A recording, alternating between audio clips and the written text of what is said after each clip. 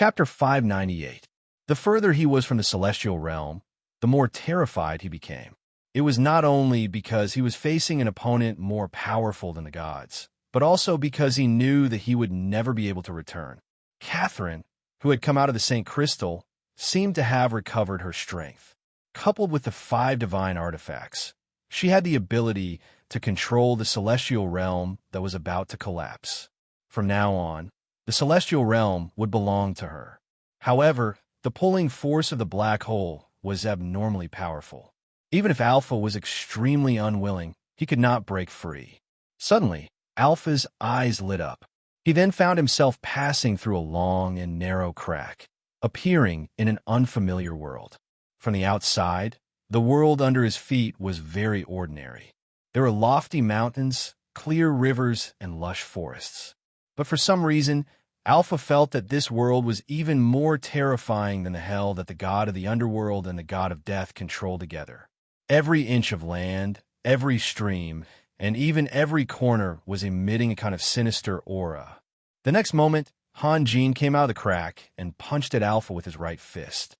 Although the distance between the two was still several hundred meters, Alpha's figure smashed into the ground like a cannonball the moment Han Jin punched. Han Jin's divine sense, or rather Han Jin's will, had reached the realm of omnipotence. It even surpassed the confinement of time and space. With a single thought, Alpha would be attacked. Boom! Alpha heavily smashed into the ground, causing a cloud of dust to rise several hundred meters into the air. The ferocious shockwave was like a high circular wall, spreading out in all directions at an extremely fast speed. At the point of impact, a deep crater with a radius of several tens of meters was left, while Alpha's figure had disappeared. He had sunk deep into the ground. Then, a series of dull roars came from underground. The ground cracked and swelled, as if a huge, fierce beast was hiding under the ground and was about to break out. Boom! Boom! Boom! Boom! The ground within several hundred meters of the point of impact shattered into countless fragments of various sizes. The largest fragments were several times the size of a house, while the smallest was the size of a human fist. Under the powerful impact, all of the fragments flew into the air.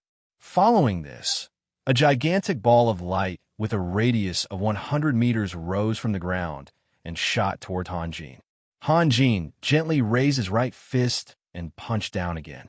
If the action was played extremely slowly, one could clearly see that when the giant ball of light was still several hundred meters away from Han Jin, it had already been pierced through by the invisible fist pressure. Then, the giant ball of light exploded like a punctured balloon, turning into countless streams of light that quickly dissipated between heaven and earth. Then, Han Jin brandished his palm, and the ground below suddenly split to the left and right, forming a deep crevice that completely exposed Alpha, who was half kneeling in the depths. At this moment, Alpha was already dumbfounded. He had seen a similar scene when the celestial realm was first formed, so he was completely enlightened. This was Han Jin's divine realm, which also meant that he had no way of defeating Han Jin. When faced with death imposed by external causes, most living beings would always make 2 types of choices.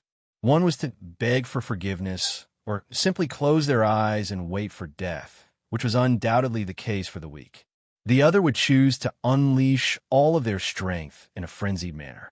Alpha suddenly clenched the sword of order in his hand and shot into the sky. Flashes of light appeared on the wings of light that spread out. At the last moment, he would not hesitate to trigger the light of divine splendor. Even if he could not kill Han Jin, he would at least destroy Han Jin's divine realm. Han Jin gently closed his eyes and drew a half circle in the air with his fingertip. A few drops of blood were flung out from his fingertip and seeped into the heavenly axiom, then disappeared. His fingertip also returned to its original smoothness, as if there were no cracks at all, and the blood just now was just an illusion. Han Jin's actions could not escape Alpha's gaze, and Alpha's heart could not help but sink. What kind of magic actually needed blood as a medium? At this moment, the heavenly axiom had already exploded, turning into thousands of sword shadows, drawing a tsunami-like ripple in the air, welcoming Alpha. Alpha's figure stagnated, then retreated at full speed. At the cost of his own strength, he triggered the light of divine splendor, which was no less powerful than the Lord of Light's personal attack. This attack could almost kill any existence in an instant, but he was not confident that he could deal with Han Jin. Alpha had his own judgment. His opponent's strength was stronger than the Lord of Lights when he left the celestial realm. This was his final counterattack.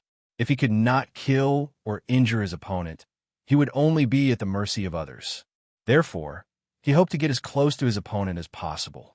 The closer he was, the greater his chances. Now, he could only retreat for the time being. Unfortunately, Alpha still underestimated Han Jin's immortal means. Before becoming an immortal, Han Jin would always easily gain the upper hand in battles of the same level. It was the same now. Not to mention Alpha. Even if the shadow of death were to appear again, it would be difficult to escape from Han Jin's attack. Streaks of golden light whistled through the sky, chasing after Alpha. Although Alpha had the speed of 1,000 meters in an instant, compared to those streaks of light that were chasing after him, he was far inferior. Seeing that he could not escape, Alpha hurriedly changed his direction, suddenly shooting diagonally into the sky and suddenly turning to the ground. After repeating this several times, Alpha discovered in despair that not only was he unable to shake off the streaks of light, but the distance between them had shortened to less than 100 meters. Alpha had no other choice. With a roar, the Sword of Order in his hand shot out a dazzling sword light, and then the sword light swept out. If the streaks of golden light were like fireflies that blotted out the sky, then the sword light released by Alpha was like a big broom. Although there were streaks of light that were sent flying or shot down, there were simply too many streaks of light. Less than 1/10 of them were lost. The rest of the streaks of light were rapidly approaching Alpha while he was releasing his attacks. A series of tearing sounds came from the sky. Streaks of light were densely packed and layered on top of each other, covering Alpha's body and wings of light. They actually dyed Alpha golden. Alpha thought that he could rely on his tyrannical body to withstand this round of attacks. Now, he was able to withstand it, and he felt that his injuries were not serious. However, the problem was that every streak of light that entered his body would imprison a part of his strength. Tens of thousands of streaks of light stacked together, making his body extremely heavy. Not to mention wielding the Sword of Order, he could no longer control the huge wings of light behind him. Han Jin made a hand seal and shouted, "Go!" The streaks of light continued to fly forward. Of course, they were flying towards Alpha. In a dozen breaths of time, they had already flown dozens of miles away. A spacious plain appeared in front of them. In the middle of the plain, there was an area full of strange runes. Although Alpha did not recognize those runes, he knew that it was definitely a magic array. The streaks of light fell down one after another, firmly nailing Alpha to the magic array. Han Jin's figure then appeared and slowly landed beside Alpha. Alpha had a lot of doubts, questions, and warnings in his heart. He wanted to tell Han Jin that if he really hurt him, the Lord of Light would definitely be alerted. The best choice was to obediently let him go. He could swear that he would never interfere with Han Jin in the future. However, even the tips of his wings of light were nailed full of streaks of light. He had completely lost control of his body and could not speak at all. Han Jin lowered his head and silently looked at Alpha. Or rather, he was looking down at Alpha. Han Jin's gaze was very calm. There was no pride or joy in it. His eyes were filled with a kind of coldness that looked like he was observing the vicissitudes of life. After an unknown amount of time, Han Jin stretched out his hand and pressed on Alpha's chest. "No!" Alpha screamed madly in his heart. He instinctively realized what Han Jin wanted to do, but he was powerless to stop it. Han Jin's fingertips were like the sharpest steel knives, gently probing into Alpha's chest. The tyrannical defense of the Angel of Might was as weak as tofu in front of Han Jin. After a slight pause, Han Jin slowly retracted his hand, then opened his palm. A white spark was dancing in the center of his palm. Tiny streaks of light swept across Han Jin's palm, leaving streaks of blood one after another. Then, the blood streaks disappeared in the blink of an eye. Alpha was almost paralyzed there. Even without the countless streaks of light confining him, he was unable to move. The despair in the depths of his soul had already shattered his faith and his will. "It's not very obedient," Han Jin said indifferently, "but I can learn a lot about the secrets of the Lord of Light from it. Can I?" What was he trying to do? Learn about the Lord of Light? Alpha's brain had already become rigid. Could it be that his real goal was to fight against the Lord of Light? As if he could sense Alpha's thoughts, Han Jin glanced at Alpha and said softly, "Such a day will come, but it's too far away for you. Alpha, you should worry about yourself. After such a long time, don't you feel tired?" Alpha was still motionless. He couldn't answer, nor did he want to answer. He had a lot to say just now, but now, everything had become meaningless. "Let me release you." Han Jin bent his finger and flicked it.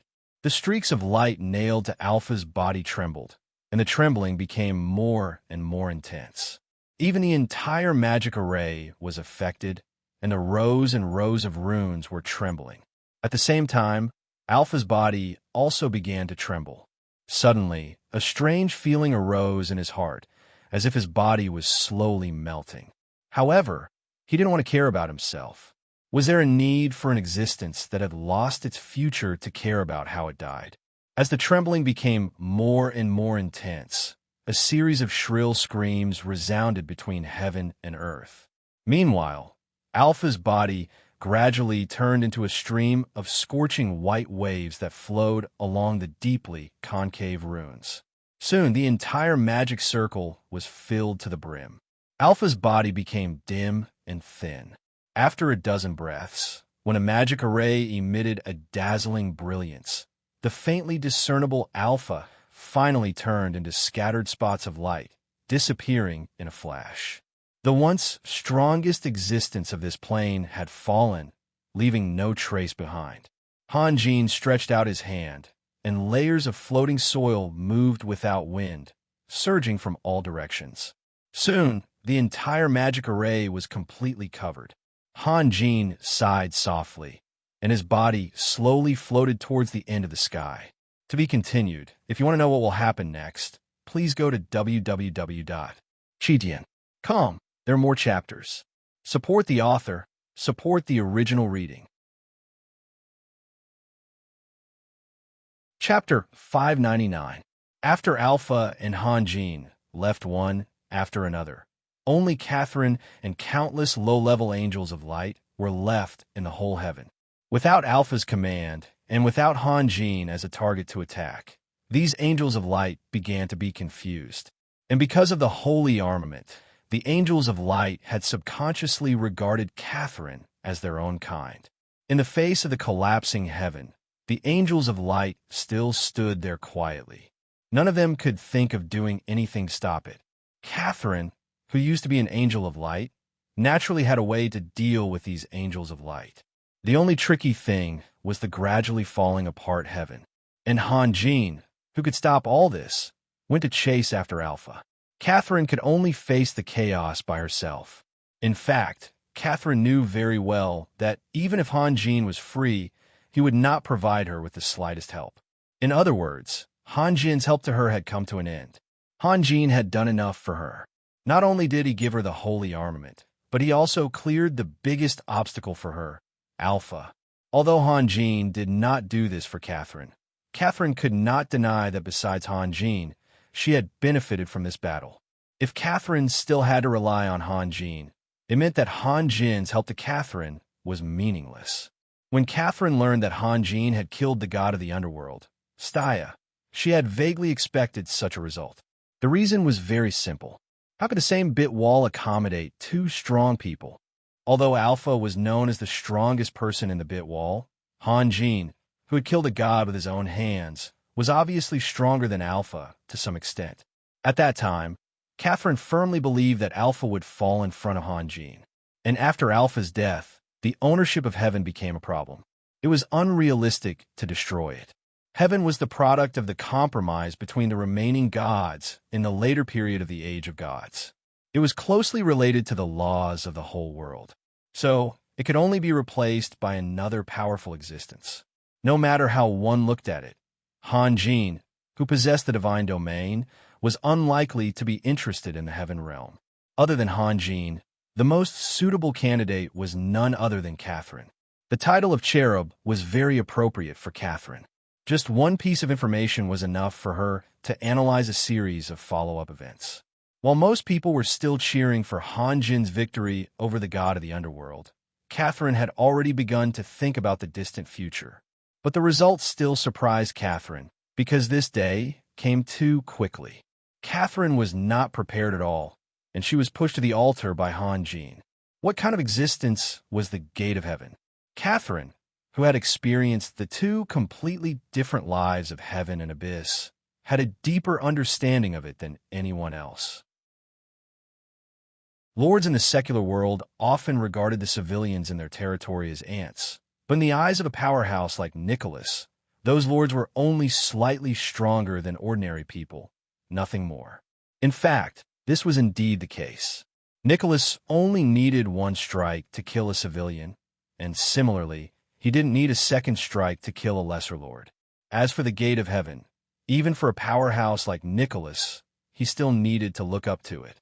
An incomparably sacred place with supreme authority was actually placed in front of her at this moment, and it was just at her fingertips. For a moment, Catherine's heart was filled with mixed feelings.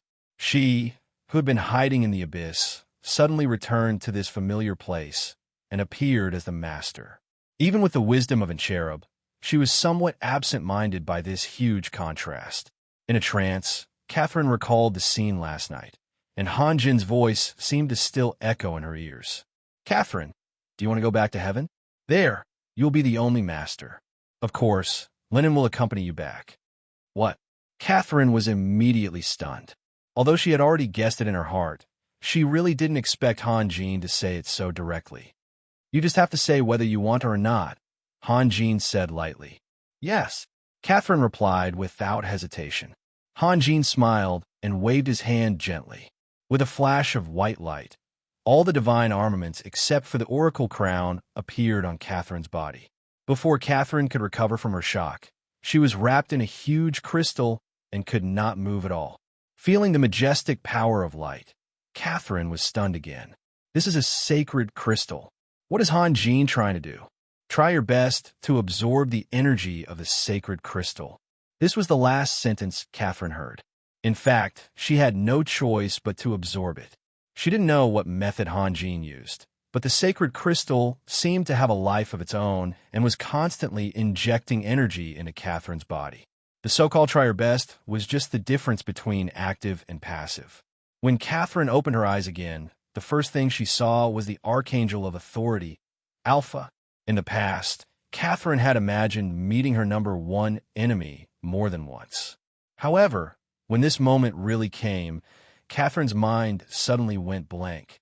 She only woke up when Alpha and Han Jin disappeared before her eyes. In front of her was the shattered heaven. Countless cracks covered every corner like a spider web.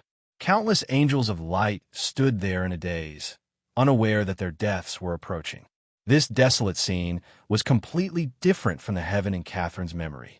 For some reason, a sense of pride suddenly rose in Catherine's heart. She wanted to change this place. She wanted to make this place her true home. Catherine was not in a hurry to repair the cracks that were everywhere, because she knew that once the heaven realm began to collapse, she would not be able to stop it with her own strength. Perhaps Han Jin could, but at this moment, Catherine could only rely on herself. Catherine slowly rose into the air, and the divine equipment on her body lit up with a soft glow. Two wings of light stretched out from her back and extended straight into the depths of the heavenly realm. Countless spots of light sprinkled down from the wings of light like naughty elves, as if it was raining light. The angels of light looked up devoutly. They felt a familiar holy aura from the fluttering light rain. This aura could not make them stronger, but it would calm their hearts. Catherine raised the sword of the prophet in her hand, and sword lights scattered out as she danced. After a while, a huge magic array appeared on the ground. Then, Catherine removed the sacred armor from her body one by one. As if there was an attraction between them, the 5 pieces of sacred armor began to automatically combine together. On the left was the shield of light, on the right was the sword of the prophet, in the middle was the battle robe of light, on the top was the glorious pendant, and on the bottom was the saint's shoes. Although all of these things were emitting a strong, holy aura, the empty armor floating in the air, especially in the absence of the crown of the celestial realm, where the head was supposed to be, was completely empty. No matter how one looked at it, it gave off a strange feeling. Catherine controlled the sacred armor to slowly descend until it landed in the center of the magic array. The moment the sacred armor came into contact with the magic array, the entire magic array seemed to be ignited by a huge force. The white flames spewed out rushed hundreds of meters into the air. At the same time, the angels of light began to become inexplicably excited. As if attracted by something, they all rushed toward the magic array in a frenzy. With a soft sound, the first angel of light that rushed into the magic array disappeared without a trace. Under normal circumstances, the angels of light would turn into pure energy and return to the divine light hidden in the depths of the heavenly realm after their deaths. However, the current situation was a little strange. It was as if the angels of light had been swallowed by the magic array. Not even a drop of light appeared. Seeing this scene, Catherine was even more certain that her judgment was correct. The divine radiance had disappeared. Although Catherine did not see Alpha absorb the divine radiance, she knew that heaven would not collapse as long as the divine radiance was still there. Catherine did not care about the whereabouts of the divine radiance. Instead, she kept her eyes fixed on the scene below. This was the cleverness of Catherine. That kind of thing was not something she deserved, so there was no need for her to care about it at all. The angels of light did not seem to be able to see the fate of their companions. They continued to rush toward the magic array as if it had become a holy place in their hearts. A group of angels of light rushed in and disappeared, but the next group immediately rushed in. With the help of the angels of light, the flames spewed out by the magic array became even more intense and bright. Catherine watched as the envoys of light disappeared one by one, and there was a hint of pity in her eyes. Although she was the one who had brought about this outcome, she really didn't want to see these lifeless faces anymore.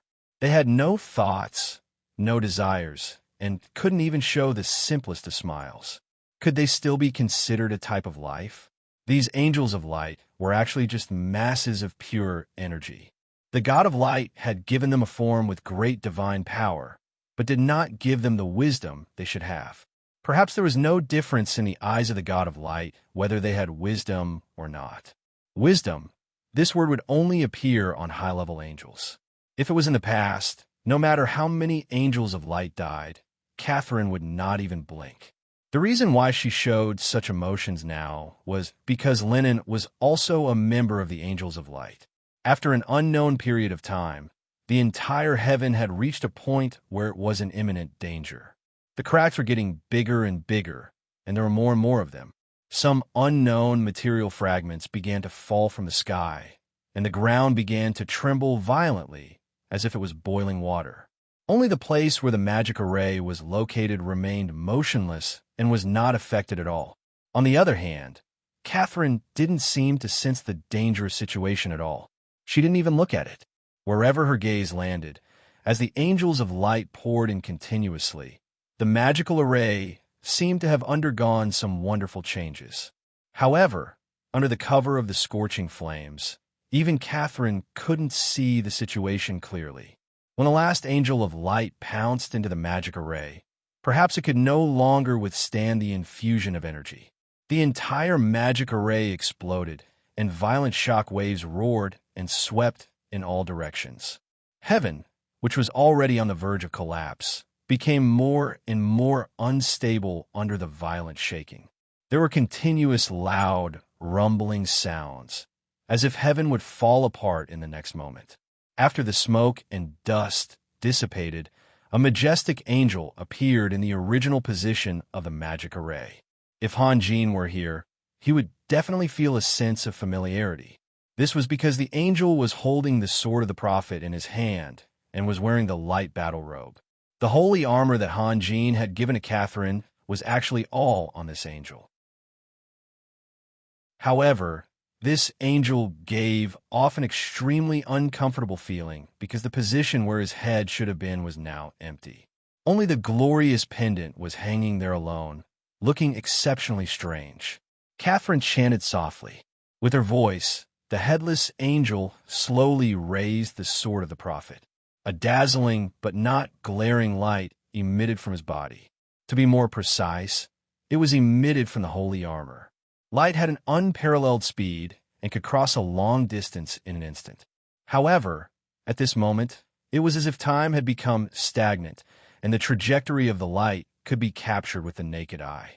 The all-pervasive light slowly and firmly penetrated the heaven that was about to collapse. Wherever the light passed, it was like a gentle hand that smoothed out the restless cracks one by one. To be continued. If you want to know what will happen next, please go to www.chidian.com. There are more chapters. Support the author. Support legal reading. Chapter 600. The turmoil in the heavens had already spread to the mainland, especially the Holy Crown City, which was in a state of solemnity. The Lord of Ice, Anchiel, had casually said in the meeting that Raphael had gone to attack the heavens. The information she had leaked, or rather, the information she had deliberately leaked, was spreading at an extremely fast speed. Regardless of whether one admitted it or not, there would always be differences in levels in a society built by intelligent beings. There were differences in wealth, power, and strength. Most of the time, these differences would not be shortened or disappear because of the efforts of individuals. Just like the civilians in the Holy Crown City who were looking at the sky in fear, they could not see through Anchiel's vision and realm at all. The only ones who had 100% confidence in Han Jin were probably Catherine and Anchiel, the two demigods, compared to Sunir and Yelena, who were anxiously pacing back and forth on the deck of the God of War. Of course, they were worried, but more importantly, their vision was not as high as Anchiel's. Han Jin had killed the god of the underworld, Staya, and obtained the divinity, but this could not be used as the basis for victory or defeat, because the Archangel of Authority, Alpha, could also do it. Catherine and Anchiel had absolute confidence in Han Jin, which came from an indescribable feeling and from their understanding of the origin of power. Guevara, Gao Bin, Jedis, and other powerful beings could not do the same. They stood side by side at the edge of the promenade, looking up at the sky. The atmosphere around them was dead silent. They were so nervous that they even forgot to use words to ease the atmosphere. Although Han Jin had once said that he had killed the god of the underworld, Staya, and driven away the Archangel of Authority, this time was different from that time. Han Jin had gone to attack the heavens alone, which was too careless. Why didn't he discuss it with everyone beforehand? What kind of place was the heavens? It was the divine realm created by the God of Light. It was right to lure Alpha out and play to his strengths. However, Han Jin had gone there alone, which was undoubtedly playing to his strengths. If the Archangel of Authority dared to go out of the heavens and find trouble in the Holy Crown City, there was no need to be afraid. Han Jin had spent a lot of energy to arrange a huge and powerful magic array in the Holy Crown City, which had been fully proved in the previous battle. Moreover, Han Jin's strength should be stronger than Alpha's. With everyone's cooperation, they could definitely fight against Alpha and the angels. However, Han Jin had gone to the heavens. What should they do now? For a moment, everyone's minds were in a mess. No one had any ideas. Headed by Shazos, the guardians of the Dragon Realm, and the elders of the Dragon City were also looking at the sky silently. It could be said that they were the most powerful group in the city. If they wanted to do something, they could change the Holy Crown City in an instant. For this conference, the superior dragons had spared no effort to act as messengers everywhere. Now, They had gathered in the Holy Crown City to escort the progress of the conference and make all those who had bad intentions obediently tuck their tails between their legs. However, both sides knew that the superior dragons, such as Shazos and Xavier, would never forget the deceit and ridicule of Han Jin, and Guevara and the others would never really treat the dragons as friends. It was only because of the interference of Han Jin and Enkiel that the two sides tried their best to make the atmosphere harmonious. To put it bluntly, although they were smiling in front of others behind their backs, they were secretly clenching their weapons. Once they found something wrong, they would immediately rush to take action. As for what the superior dragons were thinking, no one knew. They were also in a trance, silently looking at the violently shaking heavens. The lords who participated in the conference had different feelings. The smarter ones secretly observed Jedis' expression from time to time, and secretly clicked their tongues. It was too strange. After hearing the news that Raphael had gone to attack the heavens, why didn't Pope Jedis react at all? Could it be that the Vatican had already given up their faith? A few opinionated ones were secretly laughing at Jedis' misfortune. They actually went to attack the heavens. They were really crazy. Although the civilians in the city didn't have tyrannical power, they could still listen and see. The gate of heaven that was violently shaking and the rumbling sounds that sounded like muffled thunder were all reminding them that something big was happening in the sky. Although Han Jin had repeatedly defeated strong enemies and had become a king revered by the people, compared to the ruler of the heavens, Han Jin was still a little inferior. The Holy Crown City group had only risen for a few years, but the heavens had always been the goal of people since the age of gods. Suddenly, a white light passed through the gate of heaven and swept across the vast sky. In just a few breaths, the shaking of the heavens was rapidly weakening. At this moment, Guevara's brows furrowed. He had to grip the railing in front of him hard to stop his fingertips from trembling. The light bursting out in the sky became more and more dazzling, while the rumbling sounds became weaker and weaker. After an unknown amount of time, the gate of heaven, which had returned to its original calm, appeared in the clouds. Puff! Guevara had already forcefully crushed the railing in front of him, and the faces of Gao Bin, Jedis, and the others had also become extremely ugly. The heavens were the nest of the angel of power, Alpha. Now that the heavens had returned to its original calm, it could only mean one thing. Han Jin had lost. But how is this possible? Han Jin and the fallen angel Catherine together were still no match for Alpha and the angels. Alas! Guevara shook his head slightly. This child, everything is good, but sometimes he is too impulsive. I think this is a real powerhouse. Gao Bin's face was very solemn. He knew how bad the situation had become. Han Jin had magical magic and should be able to escape from the heavens in time. But a failure was a failure. Next, the Holy Crown City was very likely to suffer the revenge of the Angel of Power, Alpha, by hook or by crook. You are indeed the big brother. Guevara laughed. If Raphael knew that you were still speaking for him at this time, he would be very happy. This is not good, Jedis said in a low voice. Jedis whispered. He could see that the heaven realm had completely regained its stability. So where did Han Jin and Catherine go? Why was there no movement at all? Nonsense, Gao Bin said bluntly. I think I should go back to the god of war. Zagreen suddenly said. These powerhouses all had incomparably strong wills. Some of them had suffered crushing defeats and ended up with nothing. Some of them had even been killed by others. If they hadn't mastered overlapping magic, they would have become a pile of bones by now. Therefore, even if the worst happened, they wouldn't panic. It was just a battle to the death. Moreover, Han Jin was not that easy to kill. This time, it was purely the result of Han Jin's stubbornness. If he had been more cautious, discussed more with everyone, and made more preparations, this situation would not have happened. However, everyone believed that no matter how critical the situation was, as long as Han Jin came back and recovered from his injuries, the fate of the Holy Crown City might not be unable to be saved. As the saying goes, a person's heart is revealed in a crisis. The superior dragons also reacted. Shazos slowly walked to the side of Enkiel and whispered, "My lady, Ankiel turned her head and looked at Shazos. My lady, we don't need to have a conflict with the Archangel Alpha now. Is it?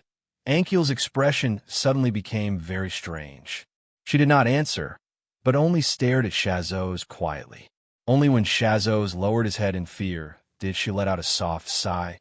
I finally understand why Milo made such a choice. He must be very disappointed in you fools. If it were another powerhouse who said this, Shazos would have already thrown his flaming spear in anger. However, in front of Ankiel, he did not dare to do anything.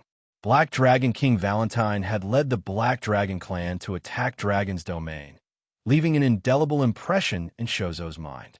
If it weren't for Ankiel's support, Dragon's domain might have fallen long ago.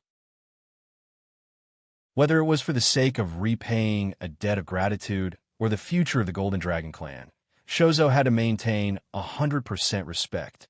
However, Shazos was somewhat unwilling to be reprimanded like this. He hesitated for a moment, but still decided to analyze the pros and cons clearly. My lady, if this goes on, shut up! Ankiel shouted in a cold voice. Shazos, if you dare to say another word, I will kill you without hesitation. Shazos was stunned and could only retreat with a wry smile. Grand Duke Solomon, who was about a dozen meters away from Ankiel, felt as if he was struck by lightning. He stared at Ankiel in disbelief, and his eyebrows were slightly trembling. A scene from a long time ago appeared in his mind, and he seemed to hear that cold voice again. Shut up. If you don't leave, I will kill you first before the orcs come. The tone of the two was so similar that it even gave him the illusion that the past and the present were overlapping. Perhaps because he thought that his face was bigger. When he saw Shazos retreat, Dragon City's Elder Xavier took a few steps forward and said softly, My lady. Ankiel suddenly turned her head, and her beautiful eyes turned icy blue.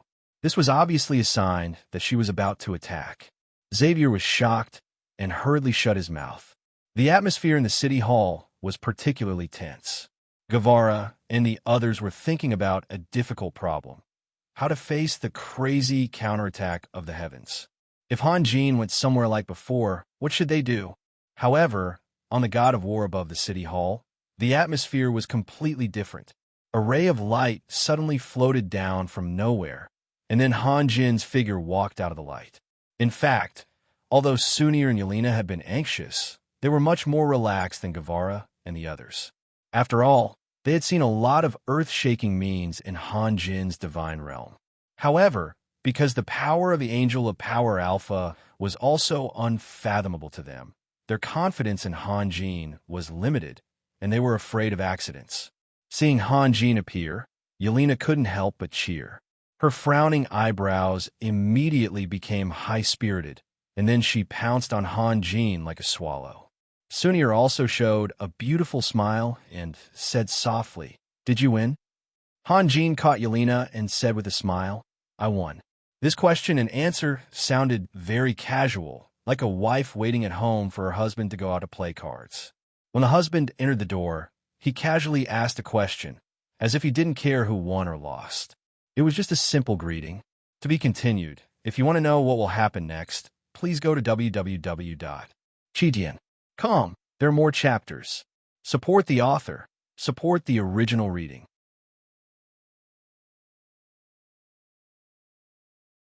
Chapter 601. Sunir sighed softly, walked slowly to Han Jin's side, and leaned into Han Jin's arms. Perhaps she had received a lot of enlightenment in Han Jin's divine realm, or perhaps she had been influenced by Han Jin, but at this moment, Sunir suddenly felt that she was a little old. She didn't know when her previous ideals had disappeared. Whether the elf tribe could rise, or whether she could break through the final barrier, had become unimportant. She only wanted to stay by Han Jin's side and quietly enjoy his warmth. Han Jin held Sunir in one arm and Yelena in the other. His gaze slowly swept around and finally fell on the glowing gate of heaven. A smile appeared on his face. Catherine didn't let him down. The world was under his feet, and he already had the power to dominate the world. This was a dream that countless people yearned for. Logically speaking, at this moment, Han Jin's heart should be filled with the pride of looking down on the world. Of course, a strong person who could reach this step had an incomparably strong will, and he would never reveal his true feelings.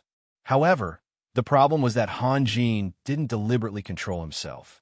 Although the landscape was picturesque to Han Jin, no matter how beautiful the scenery was, it couldn't compare to the smiles of Sunir and Yelena. With one order, no one dared to disobey. Although this kind of momentum was heroic and spectacular, it wasn't what Han Jin really wanted. He would rather hang out with Morrison's and the others. Even if Guevara reprimanded him, it was far better than being a yes-man in the vast expanse of the world. In terms of nature, Han Jin wasn't cut out to be an emperor. In the past, he embarked on the path of hegemony just to seize as many resources as possible as soon as possible and lay a solid foundation for cultivation. Now, he wanted to be a king just to give his friend a satisfactory result and give everyone who followed him a happy future. Without this kind of cause and effect, it was really unknown whether Han Jin would be sitting on the throne. Perhaps, the moment he passed the heavenly tribulation, he would have left this plane. When Zhenglin hurried to the deck of the God of War, this was the scene that greeted him. Han Jin was leisurely hugging two beauties in each of his arms. The three of them were chatting and laughing in a low voice, completely ignoring the soldiers on the deck. Seeing that Han Jin was safe and sound, Zhenglin was overjoyed. He had experienced a lot of ups and downs, so he knew that failure was not a big deal. What he feared most was that he would lose the courage to stand up after falling down, or he would never have the chance to stand up again.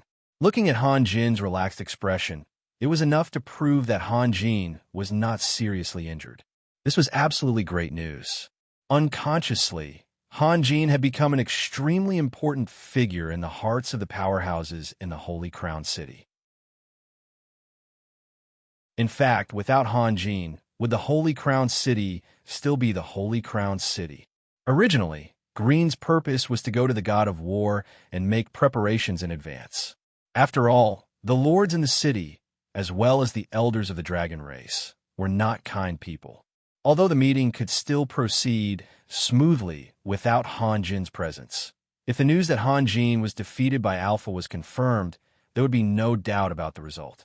There would definitely be people who would jump out to kick Han Jin when he was down. There was no shortage of such people. Therefore, Zhenglin planned to prepare for the worst. The dozens of demon annihilation crossbows on the God of War were not to be trifled with. If the situation was critical, he would not mind killing them. The most important thing was that their threat was not only on the ground, but also inside the gate of heaven. Whether Han Jin was alive or dead, whether he could resist Alpha's counterattack, these people who followed Han Jin all the way would not give up resisting. In other words, they had no way out. Moreover, the alliance of the Freedom Federation and the Dragon Tribe could only happen because of Han Jin. Without Han Jin, everything would be meaningless. After seeing Han Jin, Zhenglin, who was ready to fight to the death, finally relaxed his tense nerves. Han Jin seemed to have a different kind of charm. He always gave people a feeling that as long as Han Jin was there was nothing that could not be solved. However, after the initial excitement, Zhenglin's expression gradually turned ugly. The way he looked at Han Jin was not so friendly. This had never happened before. From the beginning to the end, Zhenglin's attitude towards Han Jin was neither servile nor overbearing. He did not show much gratitude to Han Jin for saving his life, nor did he become arrogant because he made the demon annihilation crossbows.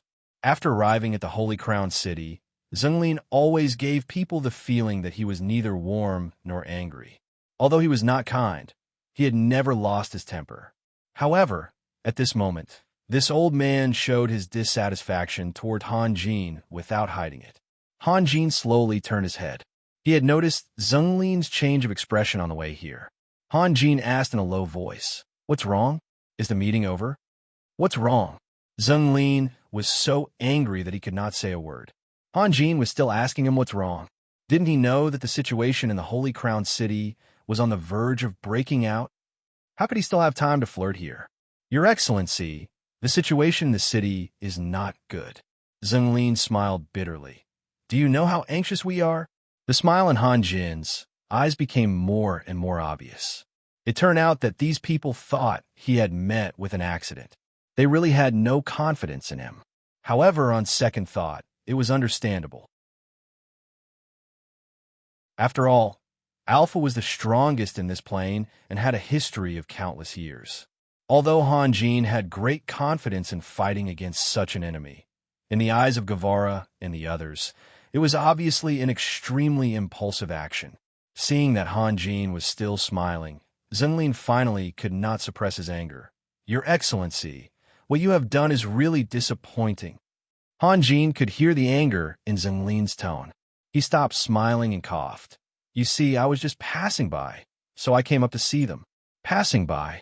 Zhenglin looked up at the gate of heaven in the clouds, and then looked down at the holy crowned city under his feet. He felt even more helpless. From the gate of heaven to the holy crowned city, one must pass by the hovering god of war. However, for Han Jin, who could teleport, this was obviously a very lame excuse. Zhenglin did not know what to say. However, looking at Han Jin's slightly embarrassed face, Zhenglin suddenly realized a serious problem. What had he done just now? Those who could become monarchs were all decisive and ruthless, such as Nikolai. What was more, Han Jin had the powerful strength to kill gods. It was only a matter of time before he unified the continent. However, Zhenglin had shown such an attitude to Han Jin just now, which was somewhat disrespectful. Thinking of this, Zhenglin felt a little nervous and his face turned pale. In fact, Han Jin did not think so much. In fact, this was his biggest advantage. Han Jin would never become arrogant and domineering just because his strength was superior to others. After taking the last step, Han Jin's state of mind had changed, but this change was reflected in a deeper view of everything in the world in the way of heaven, instead of the so-called. Once you become an immortal, you will see all living things as ants. Immortality cultivation was about opportunities and cultivating one's heart. What was wrong, and what was right. Han Jin would not be angry because someone dared to point out his mistakes. Han Jin would not do this in the past, nor would Han Jin in the future. Han Jin had always held a respectful attitude towards Zhenglin. This old man's experience was enough to make people sigh, and what Zhenglin had done for the Holy Crown City was not ignored by Han Jin. Therefore, Zhenglin did not need to worry about what Han Jin would do to him. The only reason why he thought so was that he did not know Han Jin well enough. However, in this world, few people could really trust each other without any reservation. Han Jin saw all the changes in Zhenglin's expression. He could not help but sigh. There was one thing in this world that could never be broken, which was rank. Even gods cannot break it. If Catherine made a mistake, Alpha would take action. If Alpha made a mistake, the god of light would be above him. However, what if the god of light made a mistake? This was the difference between the strong and the weak. Wrong and right were always written by the winner. "Sir, the situation is so critical now. Shouldn't you come out and comfort the people?" After coming to his senses, Zhenglin's tone became very euphemistic. Otherwise, the situation may be out of control. "Critical?" Han Jin laughed. "Mr. Zhenglin, I think you misunderstood." Sunir said, "Yes." Yelena interrupted with a face full of exultation. "Raphael won. He defeated Alpha, the angel of power." Zhenglin was stunned, as if he had been struck by lightning. Compared with this news, his worries were instantly forgotten. What? Are you telling the truth? What? You don't believe in Raphael?" Yelena saw that Zhenglin was questioning her words and was very dissatisfied. Zhenglin was so excited that even his lips were trembling slightly. At this moment, words were not enough to express his feelings. The strongest person in this dimension had actually fallen in the hands of Han Jin. Although Zhenglin did not have the chance to witness this earth-shattering battle with his own eyes, the important thing was that he had witnessed the rise of Han Jin. Zhenglin turned around abruptly and rushed out of the God of War at a speed several times faster than when he came. He wanted to immediately tell this news to Guevara, to tell Jedis, and to tell everyone else. However, after a few breaths, Zhenglin's figure appeared on the deck again.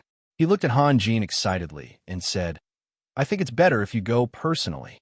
Sunir and Yelena looked at each other and smiled, but there was no trace of sarcasm in their smiles.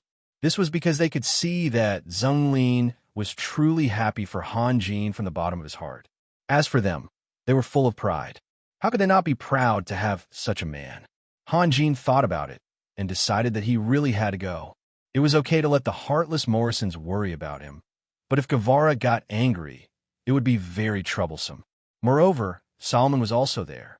He had not really gotten his daughter yet, so he could not set up obstacles for himself. Han Jin had always been very polite to the elders. Of course, this was only limited to those who were worthy of respect. "Aren't you going?" Han Jin asked Sunir and Yelena. "Not going?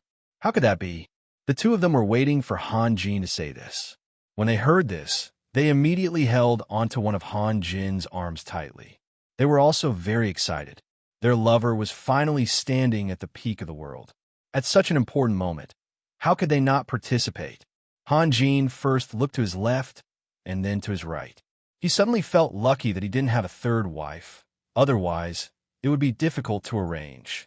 To be continued. If you want to know the future, please go to www.chijian.com for more chapters. Support the author. Support the legal reading.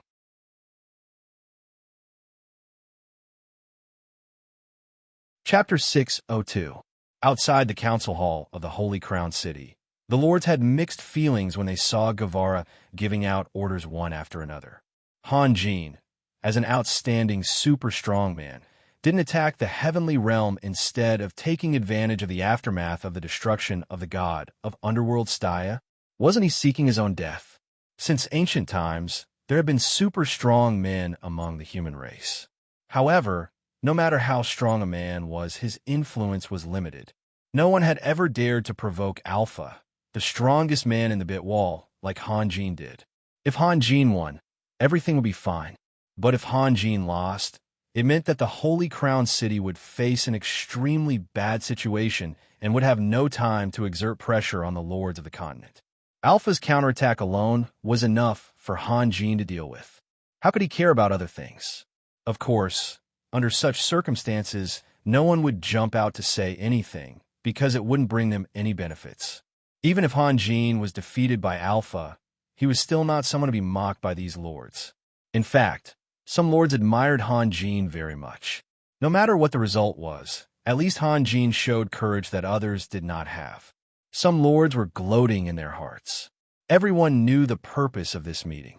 No one wanted to attend such a meeting because as long as one came, it meant that one had bowed to the other party in some aspects. But they had to come.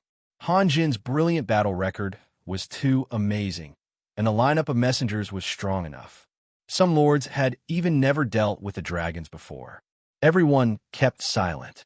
Most of the lords were secretly observing Ankiel's movements, because among all the participants, the dragons were the most powerful, enough to influence the future of the Holy Crown City. Guevara slowly turned his head and looked at Ankiel. Guevara did not care about those lords. It was not that there were no strong men in the Holy Crown City, but they had always been overshadowed by Han Jin's brilliance. Besides, Grand Duke Solomon was also there. Even if those lords really wanted to do something, they would never succeed. What Guevara was truly worried about was the Golden Dragon clan. He knew very well about the relationship between Han Jin and the Golden Dragon clan. However, what caught his eyes was the scene where Ankiel had chased Shazos away. Ankiel did not give Shozo any face. So many people heard it. Guevara finally felt relieved. As long as the Golden Dragons did not make a move, no one would dare to act rashly. Guevara knew that Han Jin trusted Han Jin very much. The fact that Ankiel did not kick him while he was down was the greatest support for him. It also proved that Han Jin did not trust the wrong person. Guevara relaxed, but Ankiel's heart skipped a beat. At her level, how could she not notice Solomon's gaze? "Harriet, go take a look at the God of War." "I reckon that if Raphael returns, he will definitely go there first," Ankiel said to Harriet. Harriet quickly agreed, but just as she was about to turn around, she heard a voice coming from the sky. "Lady Ankiel, you really know me too well," Han Jin said with a smile. Guevara looked up and saw Han Jin floating down from the sky with Sunir and Yelena. He was stunned, shrouded in the dazzling light. Han Jin walked down leisurely with the two girls as if there was an invisible staircase under his feet. There were many people who could fly, especially for mages who could do it with just a flying spell. However, there was no one like Han Jin who walked down step by step without a trace of smoke. The whole place was silent. Everyone's expression contained different meanings. Some were surprised, some were disappointed, some were excited, and some were relieved. The wrinkles on Guevara's face relaxed little by little. He suddenly didn't want Han Jin to do those dangerous things anymore. What could make him happier than seeing Han Jin standing here safe and sound? At this moment, Guevara realized that he really treated Han Jin as his own child. Perhaps Guevara was old and no longer had the pride of the past. He used to watch Han Jin grow up little by little and step on his enemies one by one. At that time, it wasn't that Guevara wasn't worried about Han Jin, but he believed that Han Jin had the ability to do so. However, Guevara would never have thought that Han Jin's ultimate enemy was not any lord, but the Archangel Alpha, who represented the ultimate power. The moment the gate of heaven returned to normal, Guevara felt as if something in his heart was broken. The first thing that came to his mind was not victory or defeat, nor was it the unification of the continent. Instead, he was worried about Han Jin's safety. Han Jin landed on the ground and walked toward Guevara with a smile. "I'm sorry to have made you worry." Guevara carefully looked at Han Jin from head to toe, then asked softly, "Raphael, are you okay?" Han Jin shook his head. "I'm fine." "That's good." Guevara let out a long sigh of relief, then took a few steps forward, reached out his hand, and patted Han Jin's shoulder heavily, blocking all the words that Han Jin wanted to say. "You can't be so reckless in the future. But don't be too discouraged. For you, it's a good thing to suffer a loss. The lesson will make you more mature." "Suffer a loss?" Han Jin smiled. Looking at Guevara's relieved expression, he felt warm in his heart and forgot to explain. "Lord Guevara, you are too concerned. Your eyes have been blinded." Ankiel walked over with a smile. "Take a closer look at him. Does he really look like a loser?" Guevara was stunned, then took a step back and stared at Han Jin with his eyes wide open. Ankiel was right. His eyes had been blinded. After Ankiel's reminder, he carefully looked at Han Jin and found something wrong. Han Jin's eyes were clear, and his smile was relaxed. Everyone here knew that the Holy Crown City would face the threat from the heavenly realm. Han Jin knew that, so how could he smile? And so happily? What happened to the heavenly realm? Guevara asked in a low voice. "Alpha no longer exists," Han Jin replied. Although Han Jin's voice was not loud, it was like a clap of thunder, exploding in everyone's ears. What? Alpha was defeated? The strongest person in this plane who had mastered the law was defeated? It was so quiet that even the sound of a needle falling to the ground could be heard clearly. Guevara's eyes were wide open. He looked at Han Jin in disbelief, and his breathing gradually became rapid. At this moment, he even doubted his ears. Was what he had just heard true? Solomon had no time to recall the scene buried in the depths of his memory. The Grand Duke, who had always been expressionless, showed an extremely surprised expression for the first time. He fixed his eyes on Han Jin. Did he really do it? Unlike the shock of the other two, Ankiel smiled with relief. She knew that Han Jin would be the final winner. Even Stee's divine realm could not defeat Han Jin. So what about the heavenly realm? Only those who had experienced that level of battle could understand the horror of it. Therefore, among all the people present, only Ankiel truly knew what kind of power Han Jin possessed.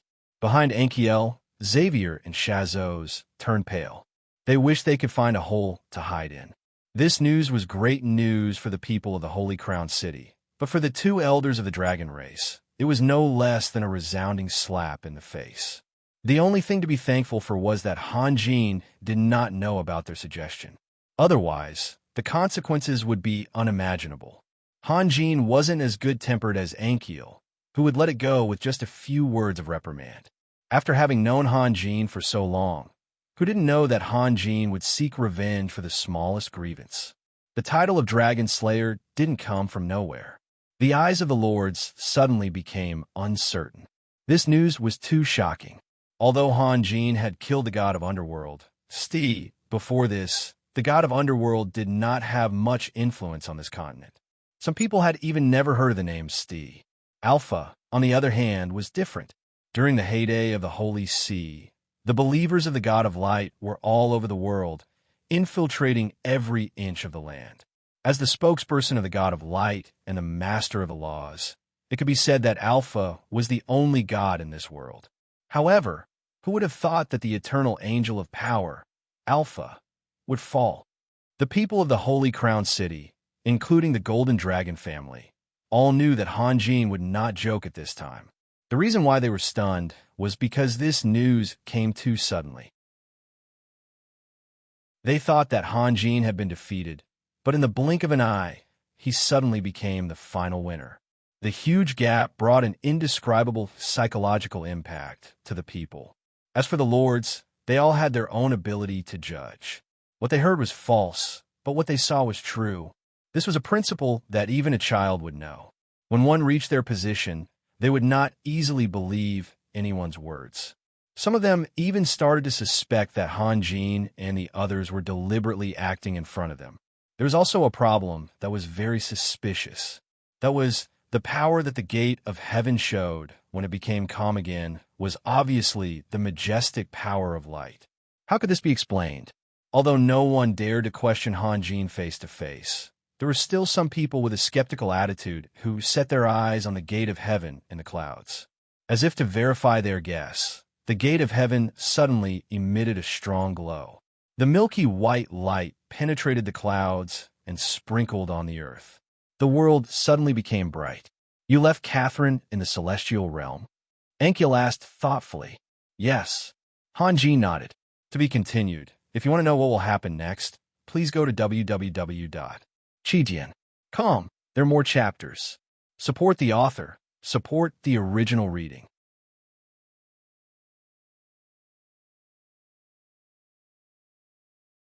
Chapter 603.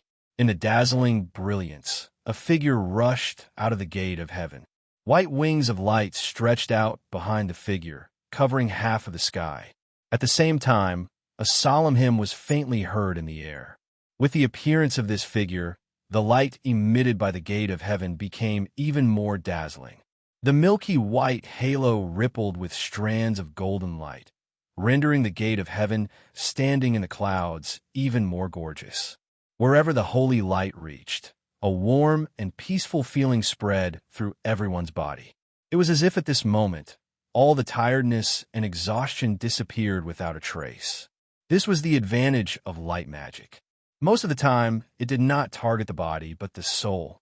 Perhaps it was because of this reason that the God of Light was able to become the final victor.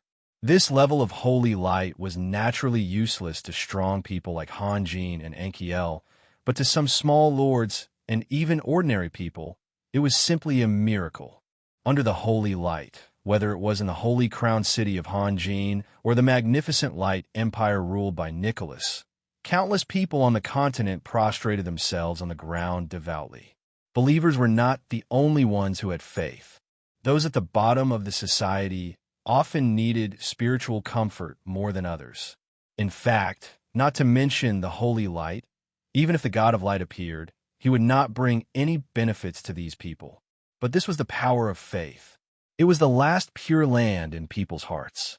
Even Han Jin had to admit that light magic had a unique advantage in the aspect of bewitching people. The lords suddenly became uneasy. Their hearing was not good enough to hear the conversation between Han Jin and Enkiel. Connecting the events before and after, it was more like Han Jin had told a big lie, and it was the kind that would be exposed immediately.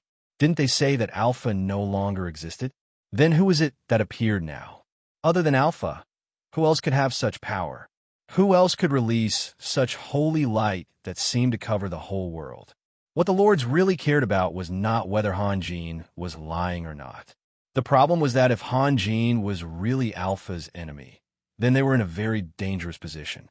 With the power of Alpha, it was not difficult for him to destroy the small Holy Crown city. and they, who were standing together with Han Jin, would inevitably be implicated. The figure in the air paused for a moment, seeming to identify the direction. Then it spread its wings and flew straight down to the Holy Crown City. As the distance between the Holy Crown City and the Holy Crown City was shortened, the real pressure was like a mountain pressing down on the head. Those who were not strong enough even felt suffocated. The eyes of those who were less courageous were filled with despair, while those who were more sensitive were able to see some clues from Han Jin's calm expression. After all, if that man was really alpha, Han Jin and the others wouldn't be so indifferent to it. But after all, guesses were just guesses. Before the truth came to light, no one dared to make a judgment. When the figure flew to the sky above the Holy Crown City, the light wings, which were thousands of meters wide, suddenly closed and then disappeared, leaving only some light spots sprinkling down. Enkiel's eyes flickered. She could feel that Catherine's body had undergone an earth-shaking change. It was an indescribable feeling. An angel descending to the human world was an earth-shaking event in any place on the continent. However, in the Holy Crown City, except for those lords who came from afar, even the common soldiers didn't look surprised at all. Was an angel that great? After all, Han Jin was often accompanied by 2 angels of light, so they had long been used to it. But the lords were different. You could not expect them to remain calm in front of a superior angel, as they had never even seen a dragon. Even Lola couldn't help but hold her breath. Before the lords recovered from the shock, a greater shock made them all freeze on the spot. Like statues, they stared at the scene in front of them with incredible eyes, because no one had expected that the angel, who had appeared with great momentum, would slowly land in front of Han Jin and respectfully kneel on one knee. What did that mean? Complete submission. But how could this happen? Could it be that Han Jin in front of them was really a being more powerful than a god? Facts had proved everything. No matter what the real reason was, the lords did not want to care about it. They only knew that no matter what, no matter when, they should never provoke this sunny young man. Even the angel lowered her proud head in front of Han Jin. Anyone with a little brain could imagine what would happen if they confronted such a being. Han Jin smiled and shook his head. He did not expect that Catherine would express her gratitude to him in this way. In fact, Han Jin did not ask Catherine to take over the Heaven Realm for any reward. The reason was simple. Catherine was the most suitable candidate at present. Han Jin wanted to help Catherine up. He was not used to being treated like this. As the saying goes, do unto others as you would have them do unto you. Han Jin would never kneel down in front of any person or god, so he did not want others to communicate with him in this way, whether it was his friends or ordinary passers-by.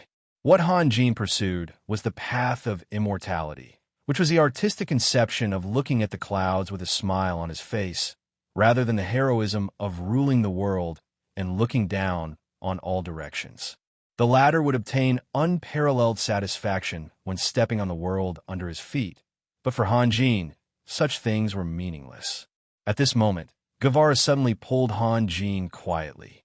Han Jin turned around and met Guevara's eyes.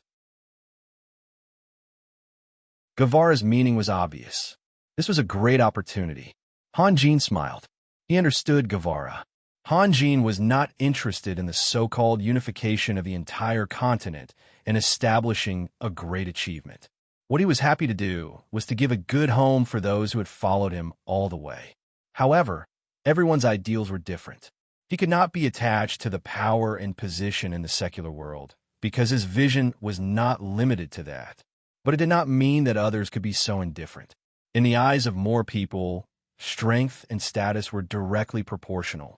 Only the title of monarch was worthy of Han Jin's power. Moreover, the person who pulled him was Guevara, the one who had worked hard for the Holy Crown City. He had to consider Guevara's feelings. The next moment, Han Jin turned his eyes back to Catherine and said softly, "Congratulations, Catherine." Han Jin's blessing was sincere. The affection between Catherine and Lenin had spanned countless years, but it had not faded. This was really commendable. In fact, if Catherine did not have such feelings for Lenin, perhaps Han Jin would not be standing here in one piece. In the battle outside the Holy Crown City, Han Jin had made up his mind to perish together with Catherine. However, the situation of the battle had taken a turn. Lennon had joined the battle, and Catherine had no strength to resist. Finally, she had been seriously injured, and Han Jin had escaped from the disaster. He had to admit that Han Jin was very lucky. Without you, I could only wander around in this world. Catherine's words were full of gratitude. Without Han Jin's help, she was afraid that she would still be living in the shadow of Alpha. After the fall, Catherine would not be able to compete with the Sword of Order in the hands of the Angel of Power. Catherine had never knelt to anyone except for the divine brilliance, which symbolized the God of Light. But this time, in front of Han Jin, she was willing to do so. In the eyes of others, such a move seemed to be a disgrace to the identity of the Angel of Wisdom. But Catherine knew that in front of a real God, no amount of respect was excessive. "You are wrong." Han Jin smiled and said, "Everything you have now is what you have earned." Catherine smiled and slowly stood up. She did not argue anymore. She understood the meaning of Han Jin's words. If Catherine had not stood on Han Jin's side because of Lennon, the result would have been very different. "Go. The person you want to see is not here. He is on the God of War," Han Jin said softly. Catherine was a little shy. Unlike the majesty of the God of Light, Han Jin's smile seemed to have an inexplicable affinity. This was what Catherine admired the most about Han Jin. After possessing such power, he did not become aloof and unreachable. Instead, he was still as easygoing as an old friend. At this moment, Catherine almost forgot about Han Jin's strength. "I, the Angel of Wisdom, Catherine, will always be waiting for your call in heaven." Catherine's voice was not loud, but it could be heard everywhere. Then, a pair of white wings spread out behind Catherine's back. Her body slowly rose into the air. Lennon, who was waiting on the God of War, also flew into the air. The figures of the two angels became smaller and smaller, and finally disappeared into the gate of heaven at the same time. The oath that Catherine left before she left swept through the crowd like an invisible cold current, causing those who had evil intentions to feel uneasy and those who were wavering to make up their minds. Even the heavenly realm had surrendered to Han Jin, so their little schemes were meaningless. Ahem, Guevara coughed. He was very satisfied with the current atmosphere. Then he said, "My lords, you have been standing for so long. Are you tired?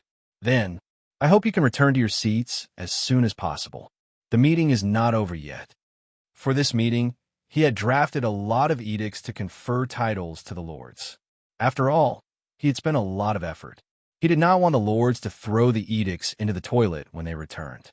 If the lords could place the edicts that symbolized the recognition of the Holy Crown City in the most prominent position, this meeting would be considered a success. As soon as Guevara's voice fell, Laura was the first to turn around. She smiled at Han Jin and then walked to the conference room at the end of the corridor. With someone taking the lead, the other lords seemed to be very obedient. They walked to the conference room in twos and threes. Guevara glanced at Han Jin and said in a low voice, "You too." To be continued. If you want to know what will happen next, please go to www.chidian.com. There are more chapters. Support the author. Support the original reading.